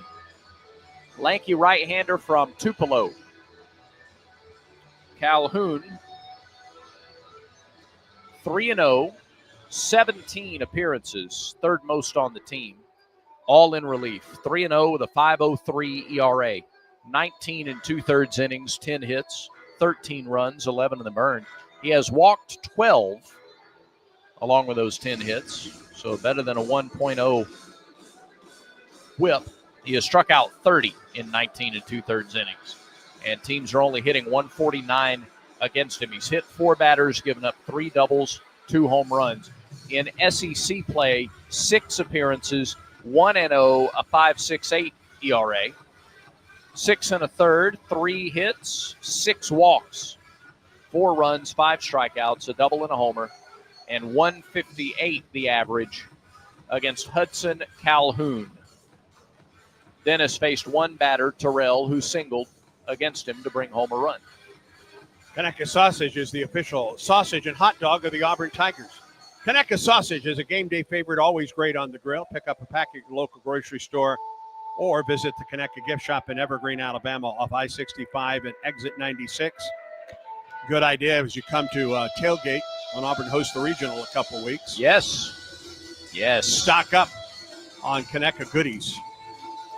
Football. Or just go to the concession stand at Plainsman Park and buy a Conecuh dog or a Conecuh sausage dog or many. Tailgate with Conecuh before the regional. Yeah. And get your Conecuh dogs during the regional. There you are. All right, 2 down and Fabian to the plate with McMurray at third and Terrell at first. They hold on Terrell. 13-5, the Rebels lead it. 2 down, we're in the top of the 7th. Stretch and pitch. Fabian takes ball 1 low. Calhoun, the 4th pitcher of the night, following the starter Maddox, then Morris, Dennis, and Calhoun. We have seen the last 3 in this inning. Stretch. 1-0 pitch. A little bit up. 2-0. Eric Snow on deck for the Tigers.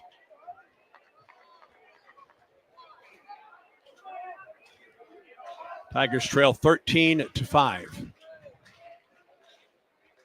Stretch. 2-0 pitch. Misses low, ball 3. Derek Fabian might have a 1.5 lead at first base right now. It is a tiny lead over there for Big Bub.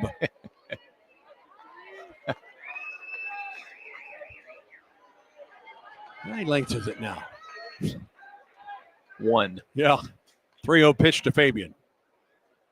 From Calhoun. Ball 4. Bases are loaded. Control has been a problem. We gave you the numbers for Calhoun. He's given up almost as many in an SEC play, more walks than hits. So Terrell down to second, Fabian to first. McMurray is at third. The bases are loaded for Snow, who homered back in the 6th.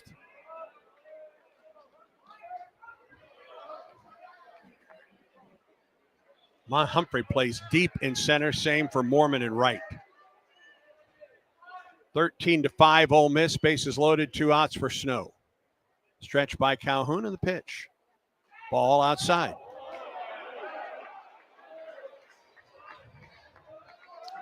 And now 2 right-hand, or a righty and a lefty warming up in the pen for the Rebels. And get to as many pieces of that bullpen as you can tonight. And come back and win, of course, but for Ole Miss, the lefty is Walker Hooks, a freshman. The righty is a senior, Connor Spencer. Hooks and Spencer. Spencer's their closer. Yeah. I'd love to get him in tonight's game. All right, 1-0 the count to Eric Snow. Bases loaded, 2 outs. We're in the top of the 7th. Tigers trail 13-5. The pitch. Fastball high. That's 6 in a row outside the strike zone by Hudson Calhoun. You may see Auburn take a strike. Gonna make him throw a couple in a row. 2-0. Ball 3 high.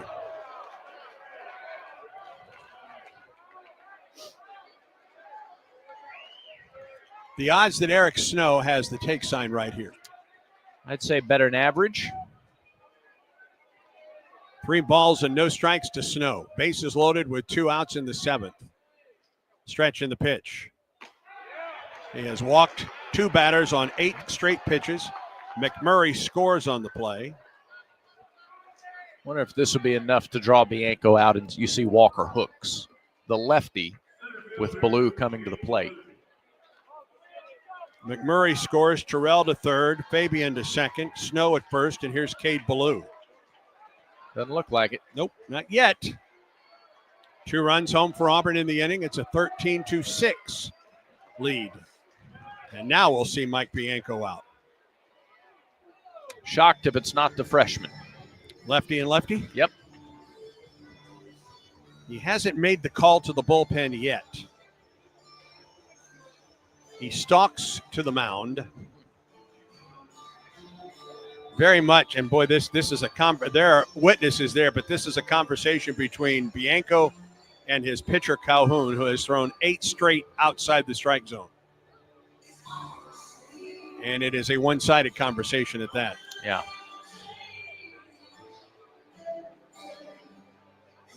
Home plate umpire is out. It's a long meeting. Yeah, it is. I think they're just giving that bullpen more time to work. Mike Bianco says, I would like a left-hander. I believe a left-hander. Yeah, it is. It's hooked. That took a long time to get there. He did. I don't know what in the world they let him take that long for. But it results in another Pepper Tree pitching change.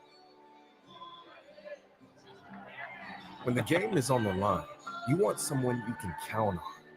At Alabama Power, we believe in consistency and having each other's back. It's our game plan to safely deliver the electricity you depend on. We give 100% to achieve 99.9% reliability. Learn how we power a better Alabama at alabamapower.com/reliable. Alabama Power is a proud supporter of the Auburn Tigers. Walker Hooks is an imposing freshman. A lefty out of Brandon, Mississippi, a dual sports standout at Brandon, athletic family, grandfather, parents, brother, everybody, just athletes all over the place. Hooks, 6'4", 265. 6'4", 265 out of Brandon, Mississippi. Hooks 1-0 in 18 appearances, all in relief. Second most appearance, or rather tied for second on the team with 18 outings. 1-0 and a 3.34 ERA. He has a save this year as well. 29 and 2/3 innings, 28 hits, 12 runs, 12 walks, 36 strikeouts. Teams are batting .252 against Hooks with 5 doubles and 3 homers, 3 wild pitches, 1 hit batter. In SEC play, the big freshman, no record, 9 appearances, a 5.29 ERA. 17 innings, 20 hits, 10 earned runs, 9 walks, 19 strikeouts. 3 doubles, 2 homers, 3 wild pitches. Teams batting .308 against Hooks in the league. And if I had to guess, he's there to face one batter, and that's Cade Ballou. He's a 4-pitch guy, according to the scouting report. Fastball, slider, change, and a curve. Fastball tops out at 90. It's not like he comes in and just tries to blow you away with the fastball, but looking at him warm up, he hides the ball really well. Sure He does. keeps it tucked behind that ear. He almost throws it hammer throw style. So he keeps it hidden until late. Cade Ballou coming to the plate with the bases loaded. it's a 13-6 game right now for Auburn, trailing Ole Miss. With Terrell at third and Fabian at second and Snow at first. The 2 runs in this inning, both charged to Morris. His night done. 4 runs on 2 hits. Ballou at the plate with the bases loaded and 2 outs. Stretch by Hooks, the pitch. Little chopper to the right side. Fields and throws, says Chen, and the inning's over. Whew. After 2 straight walks. 1 pitch. Yeah, he jumps on the first pitch and jams one, and the shortstop throws him out at first, and the inning is over. 2 runs on a hit, no errors, 3 men left for Auburn. To the bottom of the 7th, Ole Miss 13, Auburn 6. Stay tuned, friends. Auburn baseball continues in a moment. This is Coke Zero Sugar. Could I be the best Coke ever? Try and taste with your ears. Hear those bubbles? Imagine them tingling on your tongue. Fizzy deliciousness. Listen to that cascading liquid. A mouth-watering waterfall. Irresistibly tasty. Zero sugar. Crisp, refreshing, and ice cold. Is Coke Zero Sugar the best Coke ever? Try and decide. When the game is on the line, you want someone you can count on. At Alabama Power, we believe in consistency and having each other's back. It's our game plan to safely deliver the electricity you depend on. We give 100% to achieve 99.9% reliability. Learn how we power a better Alabama at alabamapower.com/reliable. Alabama Power is a proud supporter of the Auburn Tigers. This game recap is presented by Regions Bank. Regions is a proud partner of Auburn University and the official bank of the SEC. Ole Miss scored 3 in the first, 4 in the third, 2 in the fourth, a run in the fifth, and 3 more in the sixth. Auburn has only put a 0 on the board once for the Ole Miss offense. Judd Utermark has been on base 3 out of 4 times and has hit 2 3-run homers tonight. That's basically the difference in the ball game this evening. Auburn has had a couple opportunities with the bases loaded tonight, one in the fourth and one right in the seventh. But got a run home in it, and the Tigers trail 13-6. Bottom third of the order for the Rebels, it will be Fawley, Smithwick, and Chen to face Parker Carlson, with the Rebels leading 13-6. Samuel Dutton, 3 innings tonight, gave up 7 runs on 6 hits. Line in the first pitch to Smithwick, or rather to Fawley, and it misses low for ball 1. Fawley is 0 for 2 on the night. A couple strikeouts, but was hit by a pitch in the fifth and scored. 1-0. Inside, almost hit him there, 2-0.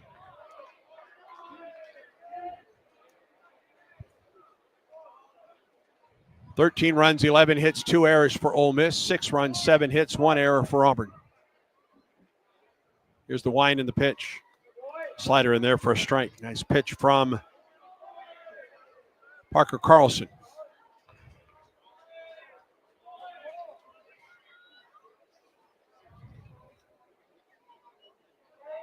Wind in the 2-1. Swing and a miss. Off speed again. 2-2 the count.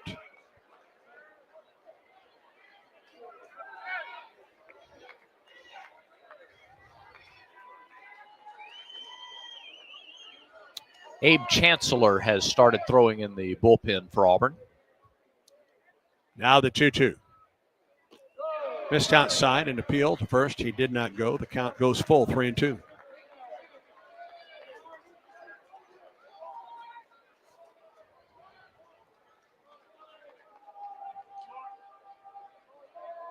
Full count to Fawley.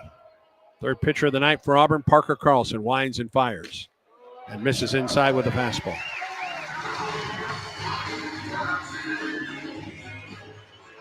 A leadoff walk.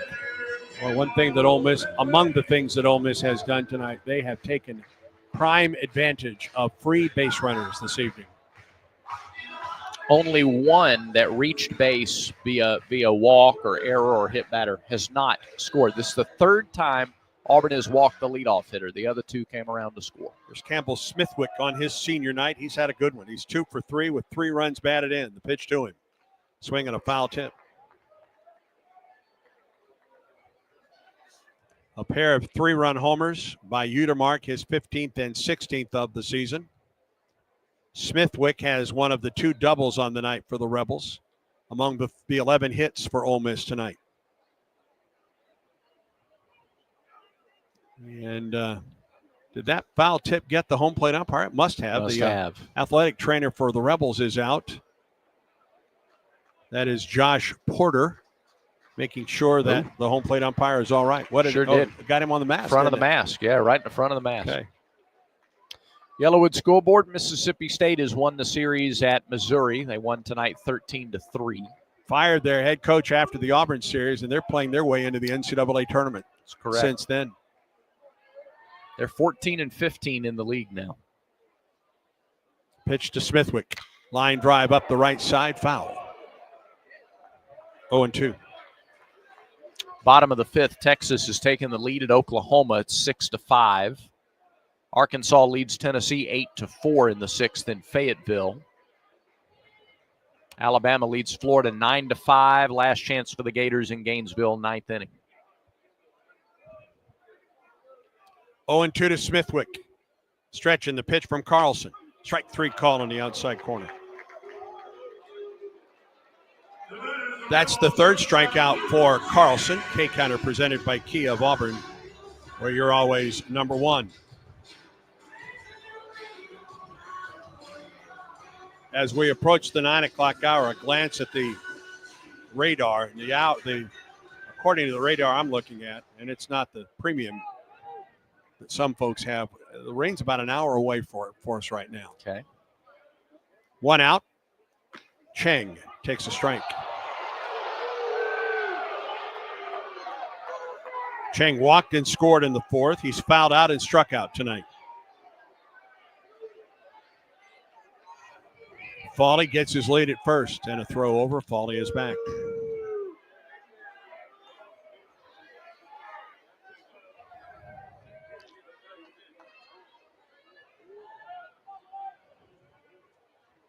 (13-6), Rebels on top. We're in the bottom of the seventh. The runner at first and 1 out. Stretching the pitch. Fly it up the right side. That'll get out of play. No balls and 2 strikes, the count.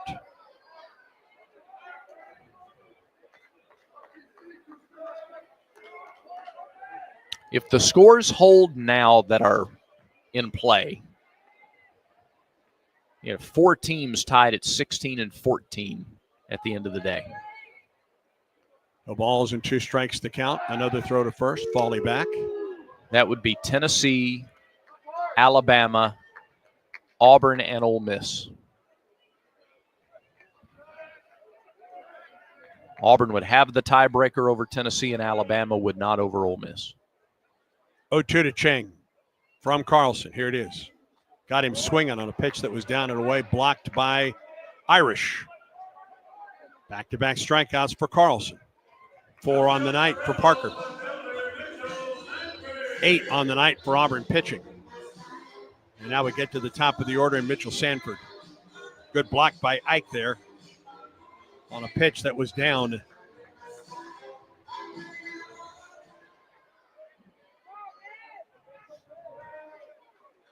Sanford has been on base twice tonight, has scored both times. He bats with a runner at first and 2 outs. Another throw to first, and Fawley is back. Walked and scored in the first, doubled in the fourth and scored, has struck out and popped up to second. Auburn trying to put a 0 on the board for this the second time tonight. Stretch the pitch from Carlson. Fastball inside corner underneath the hands, 0-1. Shift is on for the Tigers. Snow into shallow right field. Stretch and the pitch. Fly ball into center. Ballou hardly has to move. And after the leadoff walk, Carlson sets down Ole Miss in order. No runs, no hits, no errors, a man left. We're through 7 in Oxford. Ole Miss 13, Auburn 6, and this is the Auburn Sports Network. Hip pain is not to be taken lightly. It could be a sign of hip impingement. If pain, stiffness, or limping persists, see a hip specialist at the orthopedic clinic. Treatment includes non-surgical options, but if surgery is needed, minimally invasive arthroscopic hip surgery is only available locally at the orthopedic clinic. Don't wait. Schedule an examination today. Call for an appointment, 334-749-8303, or visit theorthoclinic.com. Big eating in Auburn and Opelika means Big Mike's Steakhouse, famous for high-quality steaks cooked to perfection on an open-fire grill, served in a relaxed, rustic atmosphere. It's happy hour at Big Mike's every Wednesday and Thursday from 4 to 6, and half off select appetizers, draft beer, and well drinks. And don't forget, a Big Mike's gift card will always be the perfect gift for Big City Steak in your hometown. It's Big Mike's Steakhouse in Auburn at Shigjordan Parkway and Wire Road.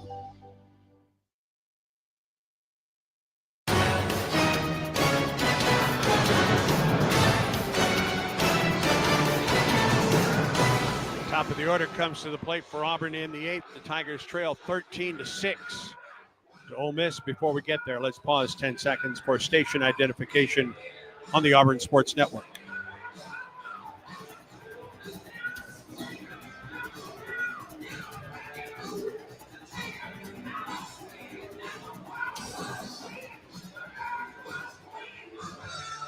Rembert, Guevara, and Irish to face Walker Hooks, who came in and got the final out in the 7th. Bases loaded after back-to-back walks by Calhoun.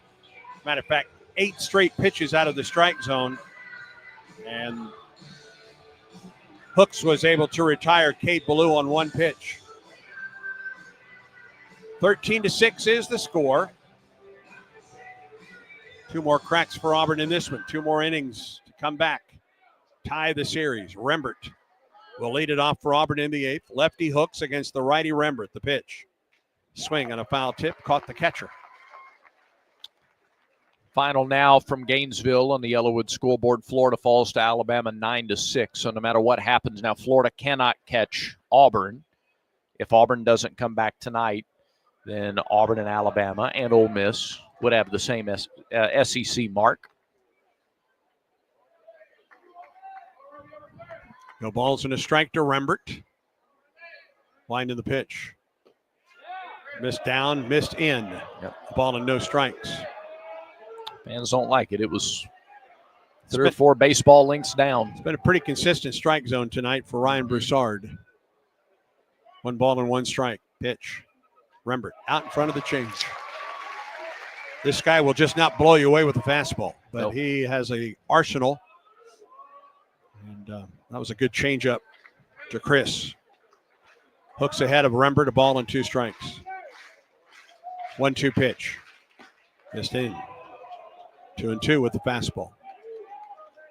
86 on that fastball. Rembert, Guevara, and Irish for Auburn. Tigers trail by 7. We're in the top of the 8th. Here's the wind in the pitch. Rembert flies one into shallow right field. Mormon is in. Makes a last-second adjustment and makes the catch for the first out.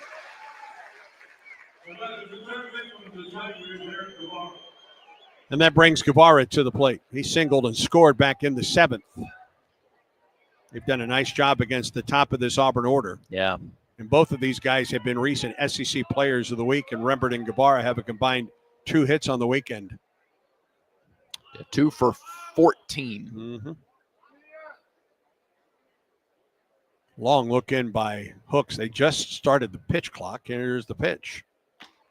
Guevara takes a strike.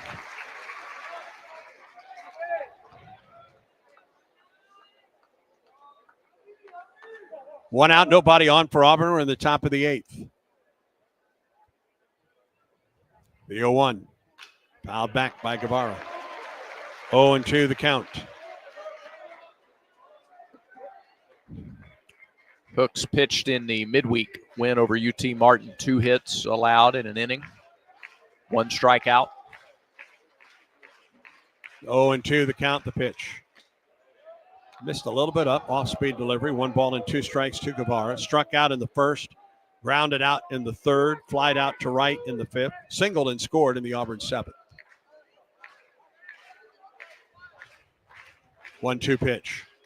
Got him swinging with a pitch down and in, tagged out for the 2nd out of the inning. And Hooks has set down the first 3 men he's faced. And here's Irish. Good pitch down and in. Yeah. He had lived up in the zone, and Guevara got something that he thought he could drive there, and did just good job using the vertical plane. Irish homered to left in the 3rd. That was a 3-2 game at that point. And he takes a strike from Hooks. Since then, Auburn's had the bases loaded in the 4th and the 7th. I think just got 1 run out of that combined. 0-1. Floats inside. 1 ball and 1 strike to Irish. Took over the team lead in homers with his 14th back in the 3rd inning.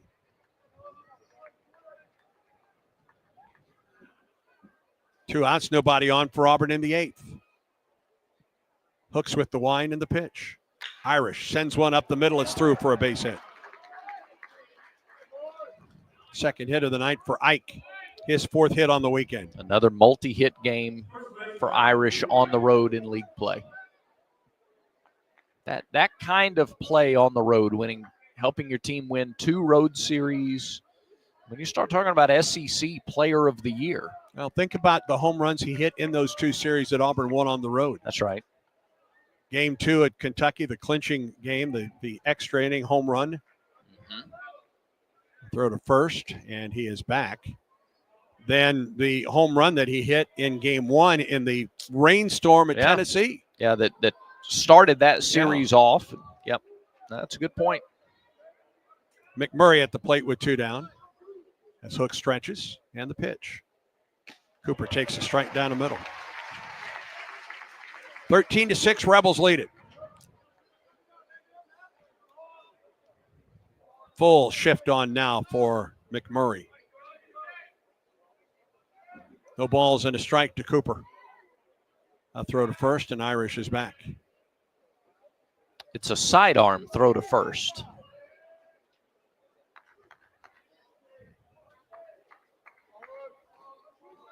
Irish jumps out to his lead. It's a good one. 0-1 to McMurray, the pitch. Outside and low. 1-1 the count to the Auburn first baseman. Cooper is 0 for 3 tonight. He's 0 for 7 in the weekend.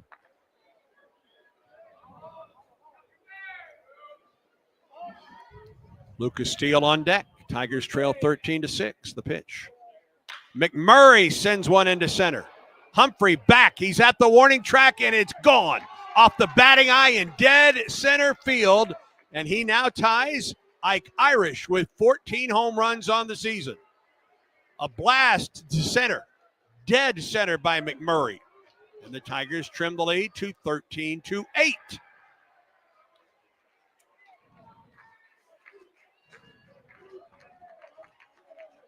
That was down at the knees. Maybe and a little under. He went down to get that and swatted it to straight away center field. That's a 400-footer for sure. And now Lucas Steele to the plate for Auburn with 2 down. 418 feet. Every bit of it. Line of the pitch to Steele. There's a strike. That's the first low. That's the lowest strike call we've seen tonight.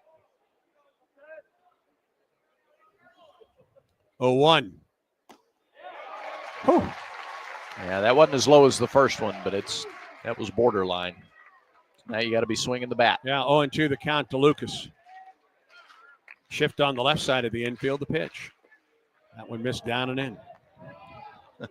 Ball and 2 strikes. Don't blame him. Yeah. Try to go to the floor.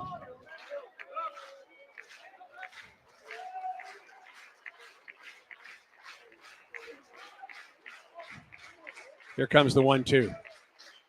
Down and in. Mostly down. 2-2 the count to Steele with Terrell waiting on deck. A 2-out single up the middle by Irish. A 2-out homer to center by McMurray. And the lead is down to 5 for the Rebels.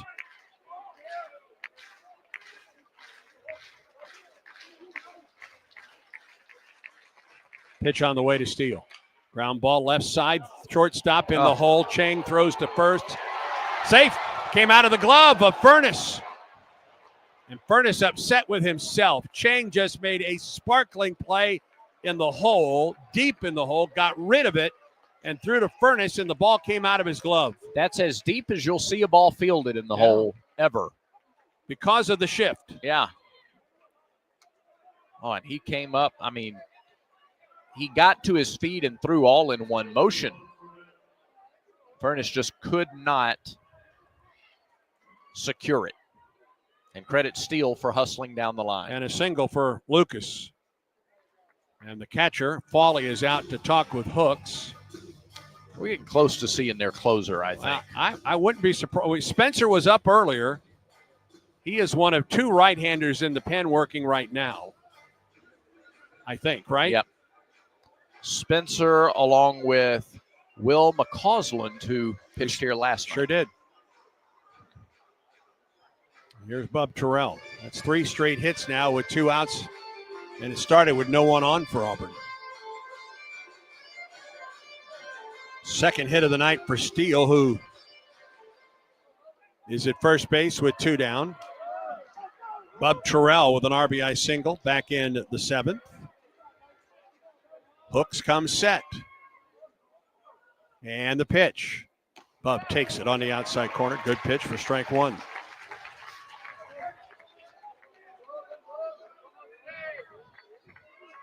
That's a tough pitch, sweeping across from the lefty to the lefty.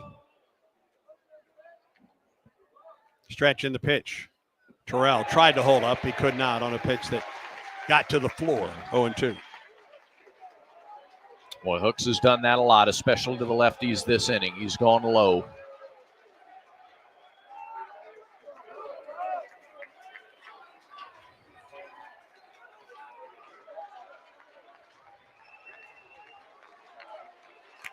Oh, and 2 the count to Bub Terrell. They do not hold Steele at first. He's there with 2 outs. Stretch in the pitch. Just missed outside and low. Ball and 2 strikes.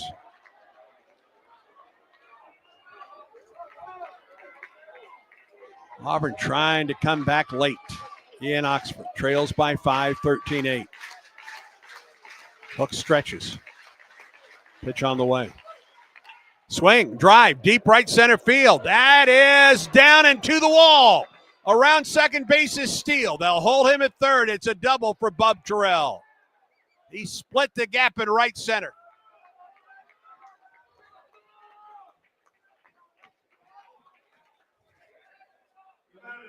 Second hit of the night for Terrell. 14th double of the year for Bub.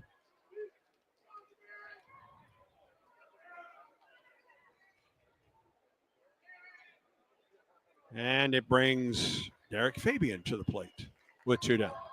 That's 4 straight hits for Auburn with 2 outs. After 2 are out, yeah. And Mike Bianco is out. Now, is this McCausland or is this Spencer? Let's see. No one has made, they've not made the call yet. No, this is pure speculation here because typically he's the one that brings the hook. Last time he did this, he made the home plate umpire come out, and then he made the call. He continues to look out to the bullpen. And they need to hurry this meeting along. Ryan Broussard is out. And it's going to be Spencer. Okay, well, we will see the closer right here. The closer for Ole Miss is coming on, Connor Spencer, and a pepper tree call to the bullpen. I like what I like, and I do what I want. If what you like is getting the highest payouts, getting the most free play, and finding more of your favorite games all on a spacious upscale gaming floor, then Wind Creek Atmore is your kind of fabulous. No matter what fabulous means to you, you'll find it here. Wind Creek Atmore. Gambling problem? Call 1-800-GAMBLER.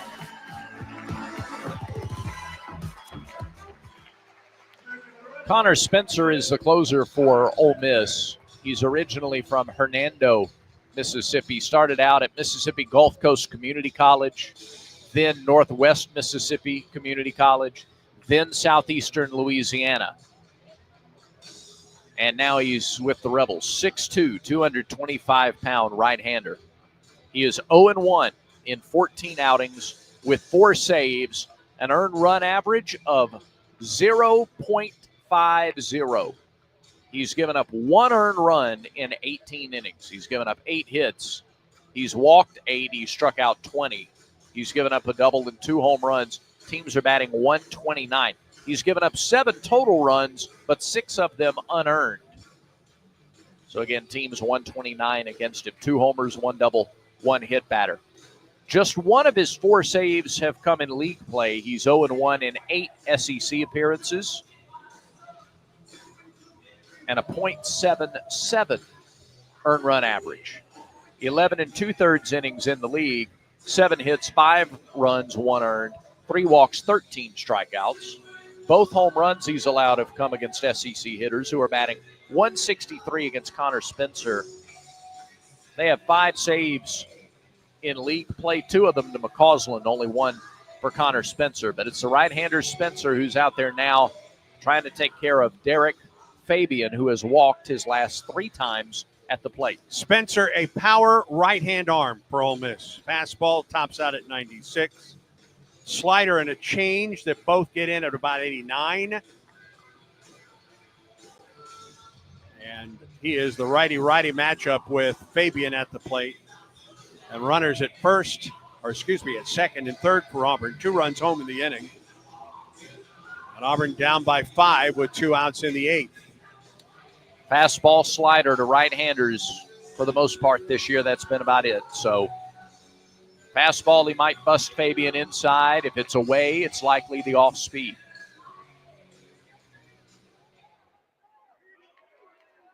Fabian has not chased a lot tonight either. He's walked 3 straight times. He also lined to left. Stretch by Spencer and the pitch. Outside ball 1.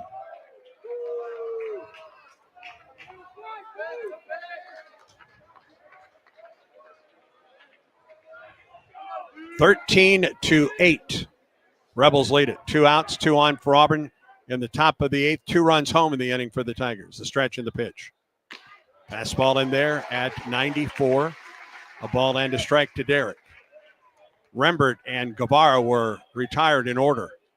Single by Irish, homer by McMurray. Single by Steele, double by Terrell. They're at second and third. 1-1 to Fabian, the pitch. Right down the middle for strike 2. Now he can throw the fastball or the slider here.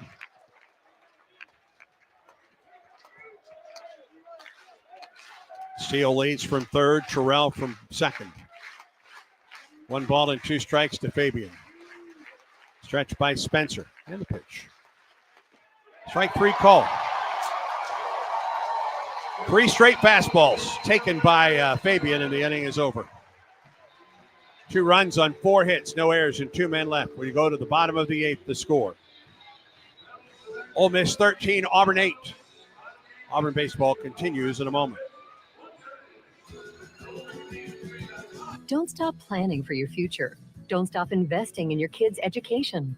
Don't stop dreaming of that new home. And don't stop growing your business. Whatever you're passionate or dreaming about, don't stop. Because when you have a bank you can trust, you have the confidence to take on tomorrow.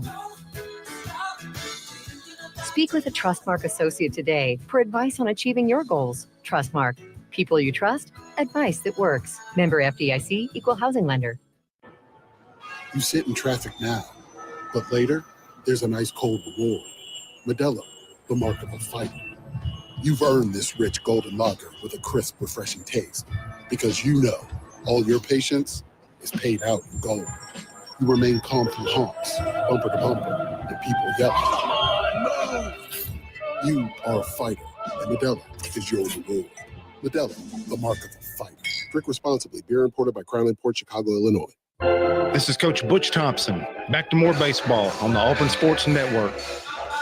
2, 3, and 4 hitters for the Rebels in the bottom of the 8th. They lead Auburn 13-8.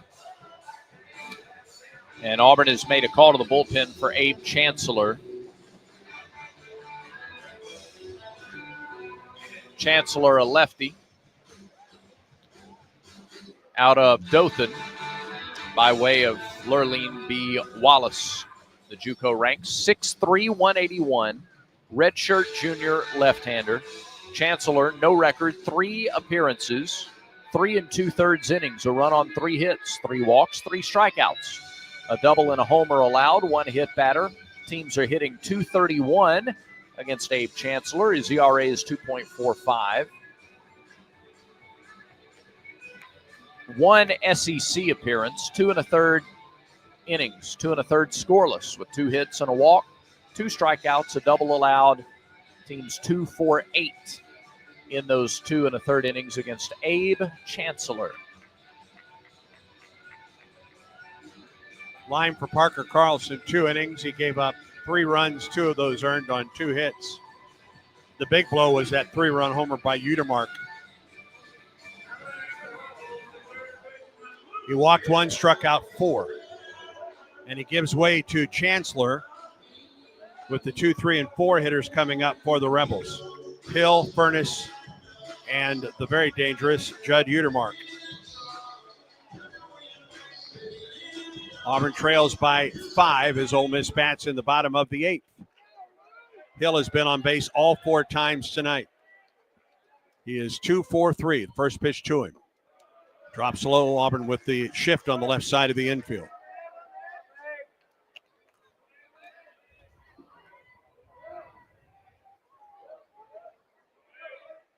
Stretch.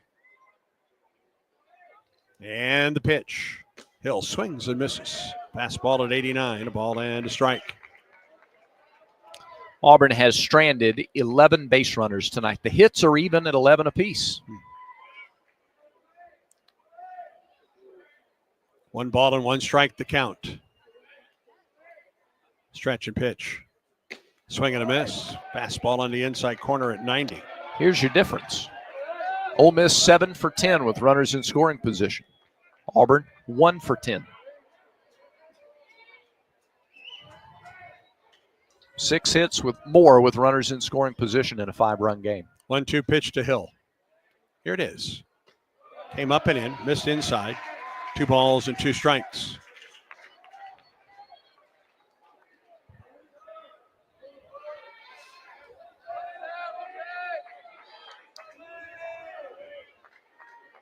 Abe Chancellor, the 4th pitcher of the night for Auburn. Comes set. 2-2 pitch to Hill. Oh, just missed inside, full count.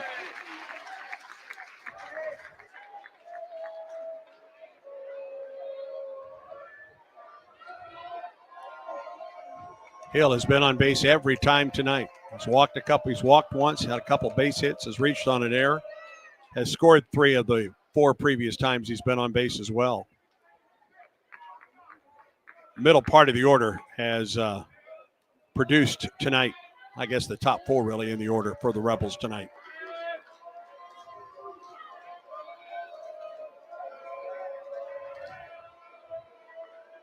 Full count to Hill. Chancellor stretches and pitches. And he lost it. Just missed low. Yeah. It's been a fairly consistent strike zone. This is a little bit nitpicky. That was a strike in the top of the inning. But it was low. And Ryan Broussard right now talking over the shoulder of Ike Irish. I think you just reminded the home plate umpire perhaps of that very fact. Here's Furness. 2 for 4 on the night with 2 runs scored. Pitch on the way. Fly ball into deep center field. Back, and gone.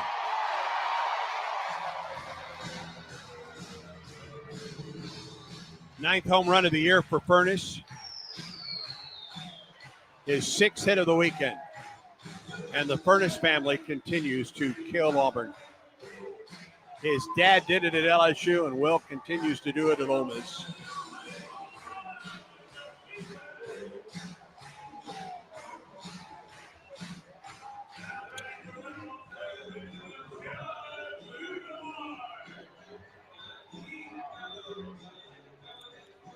Out of 14 trips to the plate, Hill, Furness, and Utermark have been retired 3 times. This trio is breaking out the heavy artillery tonight.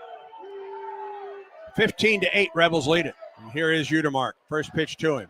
Swing and a change, and he missed. 3 out of 4 times Auburn has walked the leadoff hitter in an inning. Yeah, that guy has scored. It's been a recipe for disaster. Yep. 0-1. Swing and a miss by Utermark. 2 straight changeups he's gone after. 0-2 the count.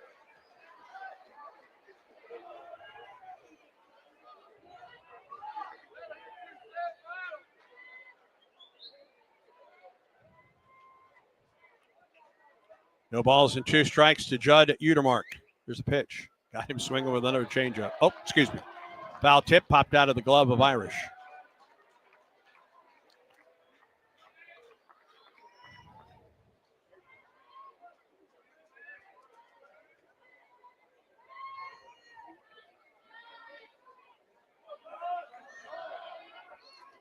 $15 runs on 12 hits tonight for the Rebels. 8 runs, 11 hits for Auburn. Utermark takes it high, a fastball. With ball and 2 strikes. You start to add up the free base runners that have scored tonight, walks, errors, hit batters. If you take those away, you got a 1-run ball game. 6 of the 15 runs that have scored have reached freely. 1-2 to Udemark, and he struck him out with a fastball. First K for Chancellor. 1 out in the inning. And here's Isaac Humphrey.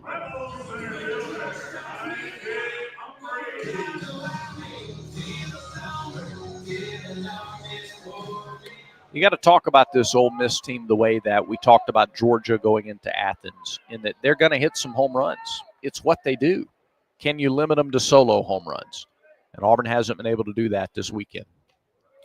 First pitch misses low to, well, just tonight. Udemark with 2 3-run homers and Furness with a 2-run shot. Yep.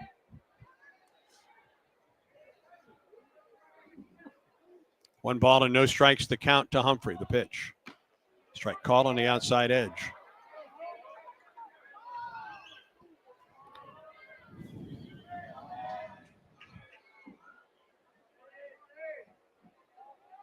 Abe Chancellor comes set. 1-1 to Humphrey. Strike call on the outside corner. It's a good pitch. Really good pitch. These are important pitches for Chancellor. He's not just trying to eat innings here. He's trying to take the next step in his development. Treat it like a 1-run ball game. He comes set. 1-2 pitch. That one missed far enough outside for ball 2.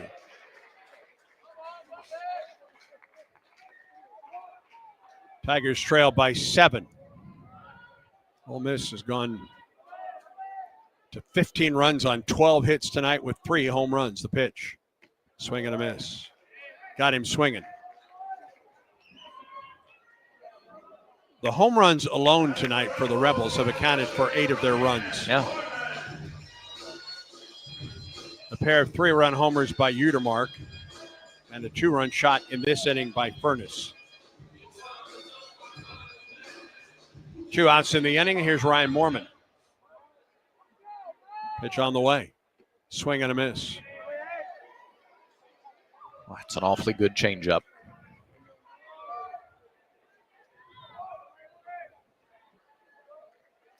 Shift on the left side of the infield. The 0-1 to Moorman. Line drive, base hit to left. Back-to-back changeups. That time he got it off the end of the bat. Pulled it to left.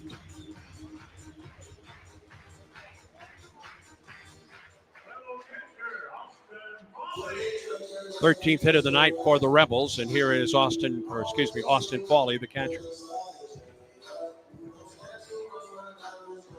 Hit by a pitch, scored in the 5th, walked to lead off the 7th, struck out twice. Moorman with the lead at first, the pitch to Fawley. It misses low. Fawley and Chang are the only starters, the only players that do not have a hit for the Rebels tonight. Both of those guys both have scored runs, however. Yes, they have. Pitch on the way. Strike call. A ball and a strike. Everybody has contributed in some measure offensively tonight for the Rebels, with either runs or RBIs or both. Pitch. Fly ball. Up and out of play off the right side. Excited to see Christian Chatterton tomorrow for Auburn. He pitched 3 times in, I think, 11 days over that Samford, Tennessee, South Carolina stretch. So have an extra day of rest before the start tomorrow. Ball and 2 strikes to count to Fawley. Stretch and a throw to first. While freshman right-hander Christian Chatterton gets to start for Auburn, senior right-hander Mason Nichols will start for Ole Miss. He's 3-2, a 5.36 ERA. Stretch. And the pitch. Up and out of play off the right side by Fawley. Fawley came into tonight leading Ole Miss in home runs. He has been tied on 2 3-run shots tonight by Judd Utermark. 16 apiece. Another 1-2 to Fawley. Dropped low. 2 balls and 2 strikes.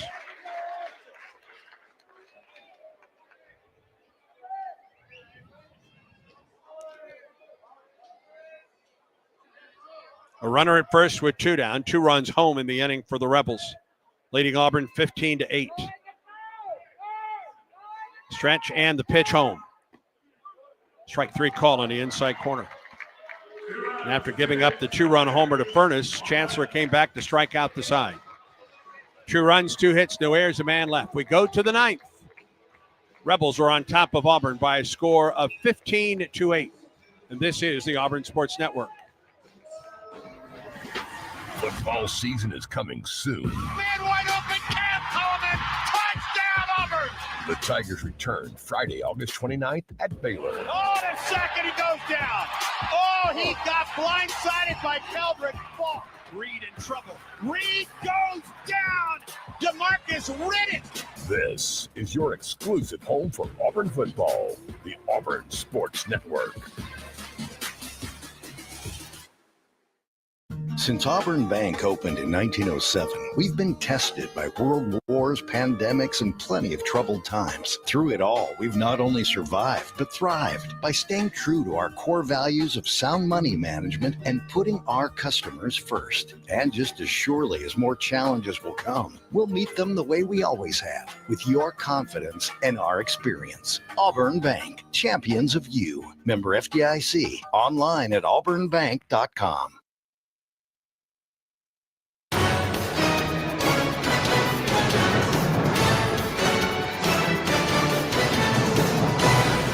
Eight, 9, and 1 hitters for Auburn in the top of the 9th. Tigers trail by 7, 15-8. It'll be Snow, Ballou, and Rembert to face Connor Spencer.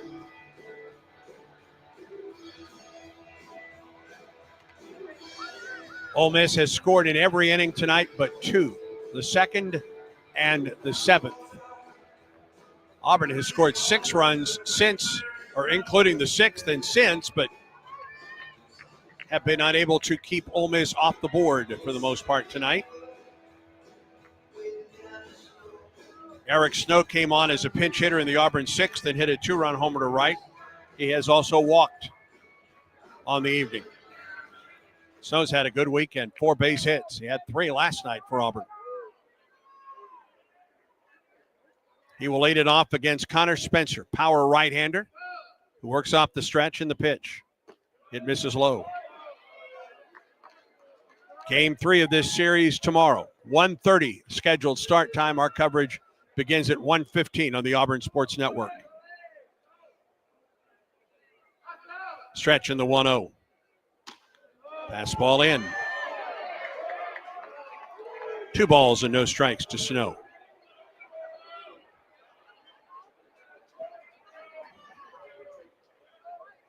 Two balls and no strikes to Eric Snow, the stretch in the pitch. There's a strike down the middle. 93 on that fastball. Spencer comes set. 2-1 pitch. Ball. Oh, got a call on the outside corner. 2-2.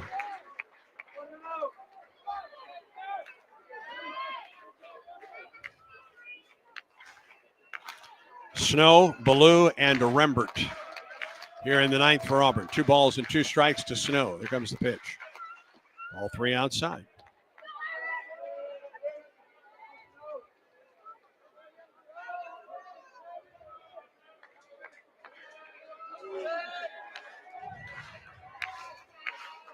Stretch by Spencer.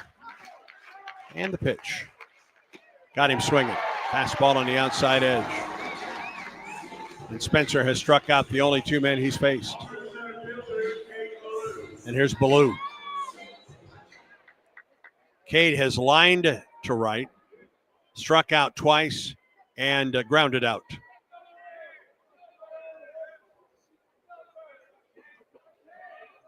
5 homers and 20 runs batted in this season for Ballou. Righty on lefty here. Spencer comes set. Comes the pitch to Cade. Right down the middle at 95.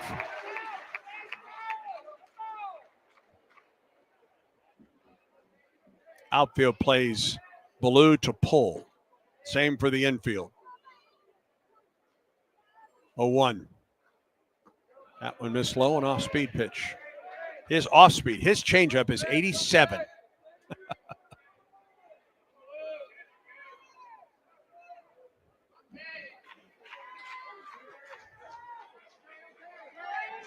Spencer comes set. Here's the 1-1. Ballou sends it to the shortstop, Chang. Fields and throws. 2 outs.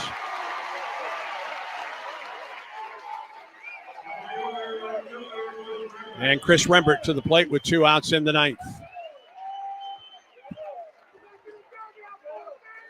Rebels an out away from winning the series and tying Auburn in the SEC standings at 16-13.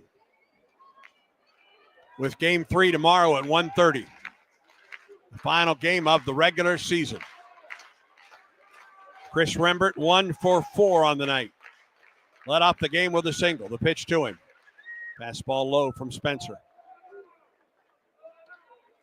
How much of a factor, if at all, is the fact that Auburn at least has seen Spencer in this second game? We'll find out tomorrow. 1-0. Ball too low.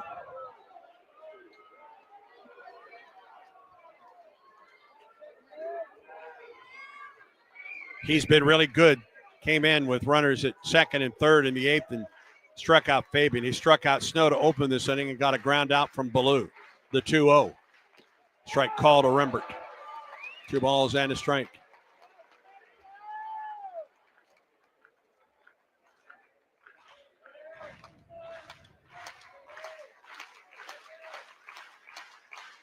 Two and 1 the count to Chris Rembert. The pitch. Fouled it back, and Ole Miss is within a strike of winning the series.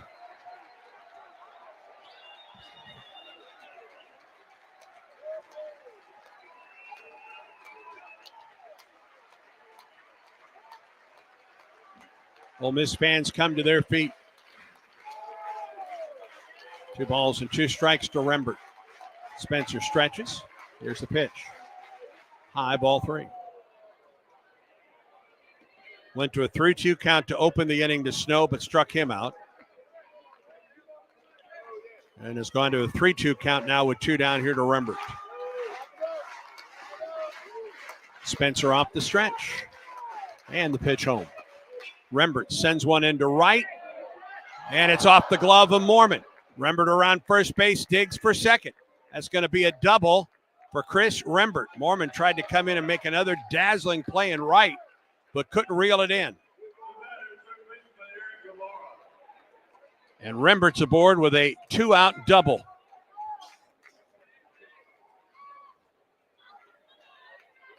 For Chris, his 11th double of the year. Mormon got a glove on that ball. It was slicing away from him. And then it caromed away from him. And Rembert into second base with a stand-up double. And here is Guevara. Stretching the pitch. Fastball tailing on the inside corner for strike 1.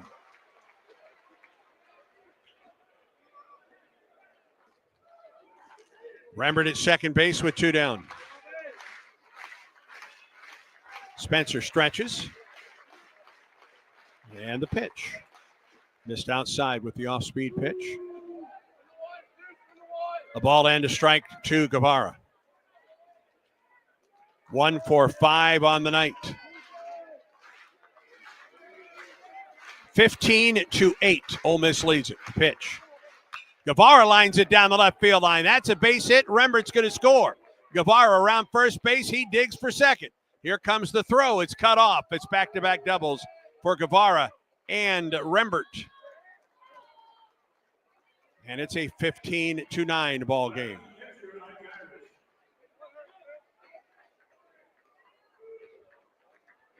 The 10th double of the year for Guevara. An RBI for Eric. Rembert scores on the play. And here's Ike Irish.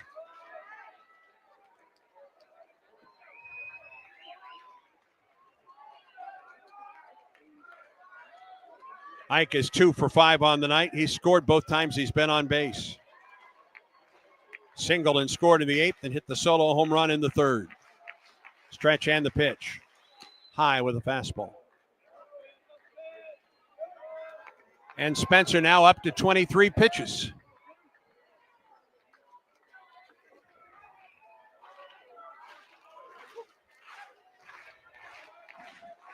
Guevara gets his lead. He's down at second with 2 down. The pitch to Irish. Strike call on the outside corner. A ball and a strike. Teams are even at 13 hits apiece. Rebels have done more with their base hits. They lead now in the game 15-9. 1-1. Irish went after a high fastball and came up empty.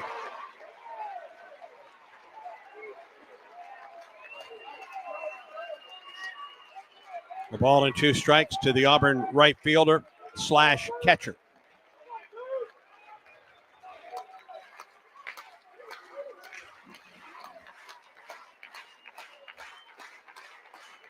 Stretch and the 1-2. High fly ball into left. That has some carry. Sanford back. That's going to leave the park. A 2-run homer to left by Ike Irish. His 2nd home run of the night.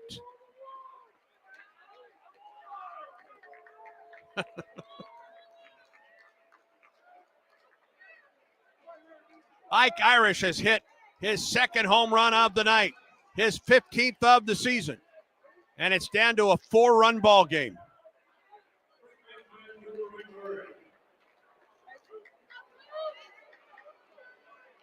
Both of his home runs the opposite way. And the pitching coach comes to the home plate area to, I guess they're trying to check on how many visits they've made. And he will go out and talk it over with Spencer. There is more activity in the bullpen for the Rebels.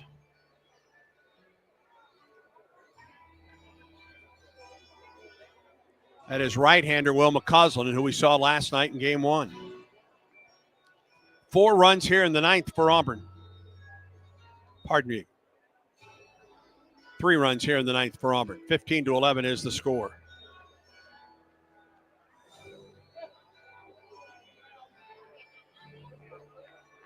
A 3-hit night for Irish. He has driven home 3. And now McMurray to the plate. And the lead is down to 4. What could have been tonight in a couple of occasions when Auburn had the bases loaded in 1 out in the 4th and had the bases loaded in the 7th. All right, here's Cooper McMurray, who's been on base 3 times tonight. Bats with 2 outs and the base is empty. The pitch. Fastball strike call on the outside corner. That's 27 pitches now for Spencer. Is that a factor in seeing him tomorrow? We'll find out. Pitch.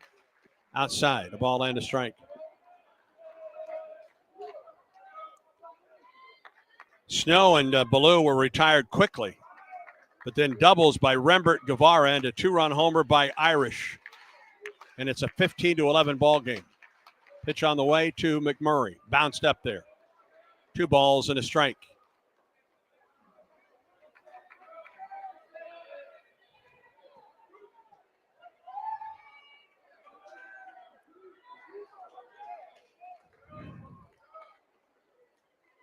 $11 runs on 14 hits and error for Auburn. 15 runs, 13 hits, and 2 errors for Ole Miss. 2 balls and a strike to McMurray. Here comes the pitch. Ball 3 outside.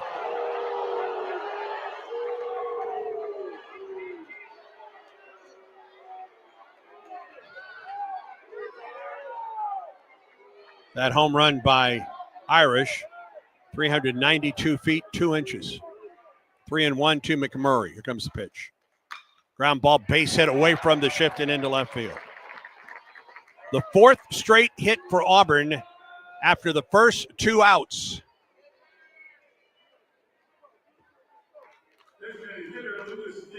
And this is Lucas Steele at the plate. Auburn trails by 4 with 2 outs and a runner at first in the 9th.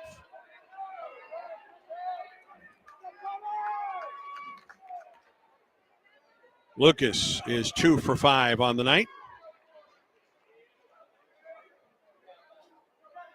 Shift is on the right side of the infield for the Rebels. Still need a couple more base runners for Auburn with 2 down here in the top of the 9th. Here's the stretch and the pitch. Steele takes a strike. Terrell on deck for Auburn. 4 straight hits for Auburn with 2 outs and nobody on is when it started. 0-1 to Steele, the pitch. Just missed outside, maybe a little up, a ball and a strike.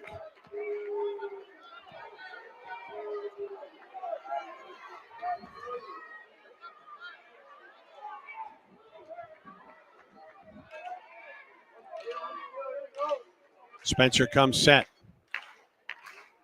1-1. Steele, foul tip into the glove of the catcher. 1-2 the count. And again, the Rebels within a strike of the series win. Any way you can get on, Lucas, keep this inning alive for Auburn. Spencer comes set. 1-2 pitch. Steele up the middle, second baseman smothers it, throws to first in time for the out. That was Cheng, and the inning, and the game comes to a close. Auburn scores 3 times on 4 hits in the night, but the Rebels win it by a score of 15-11. Auburn baseball continues in a moment.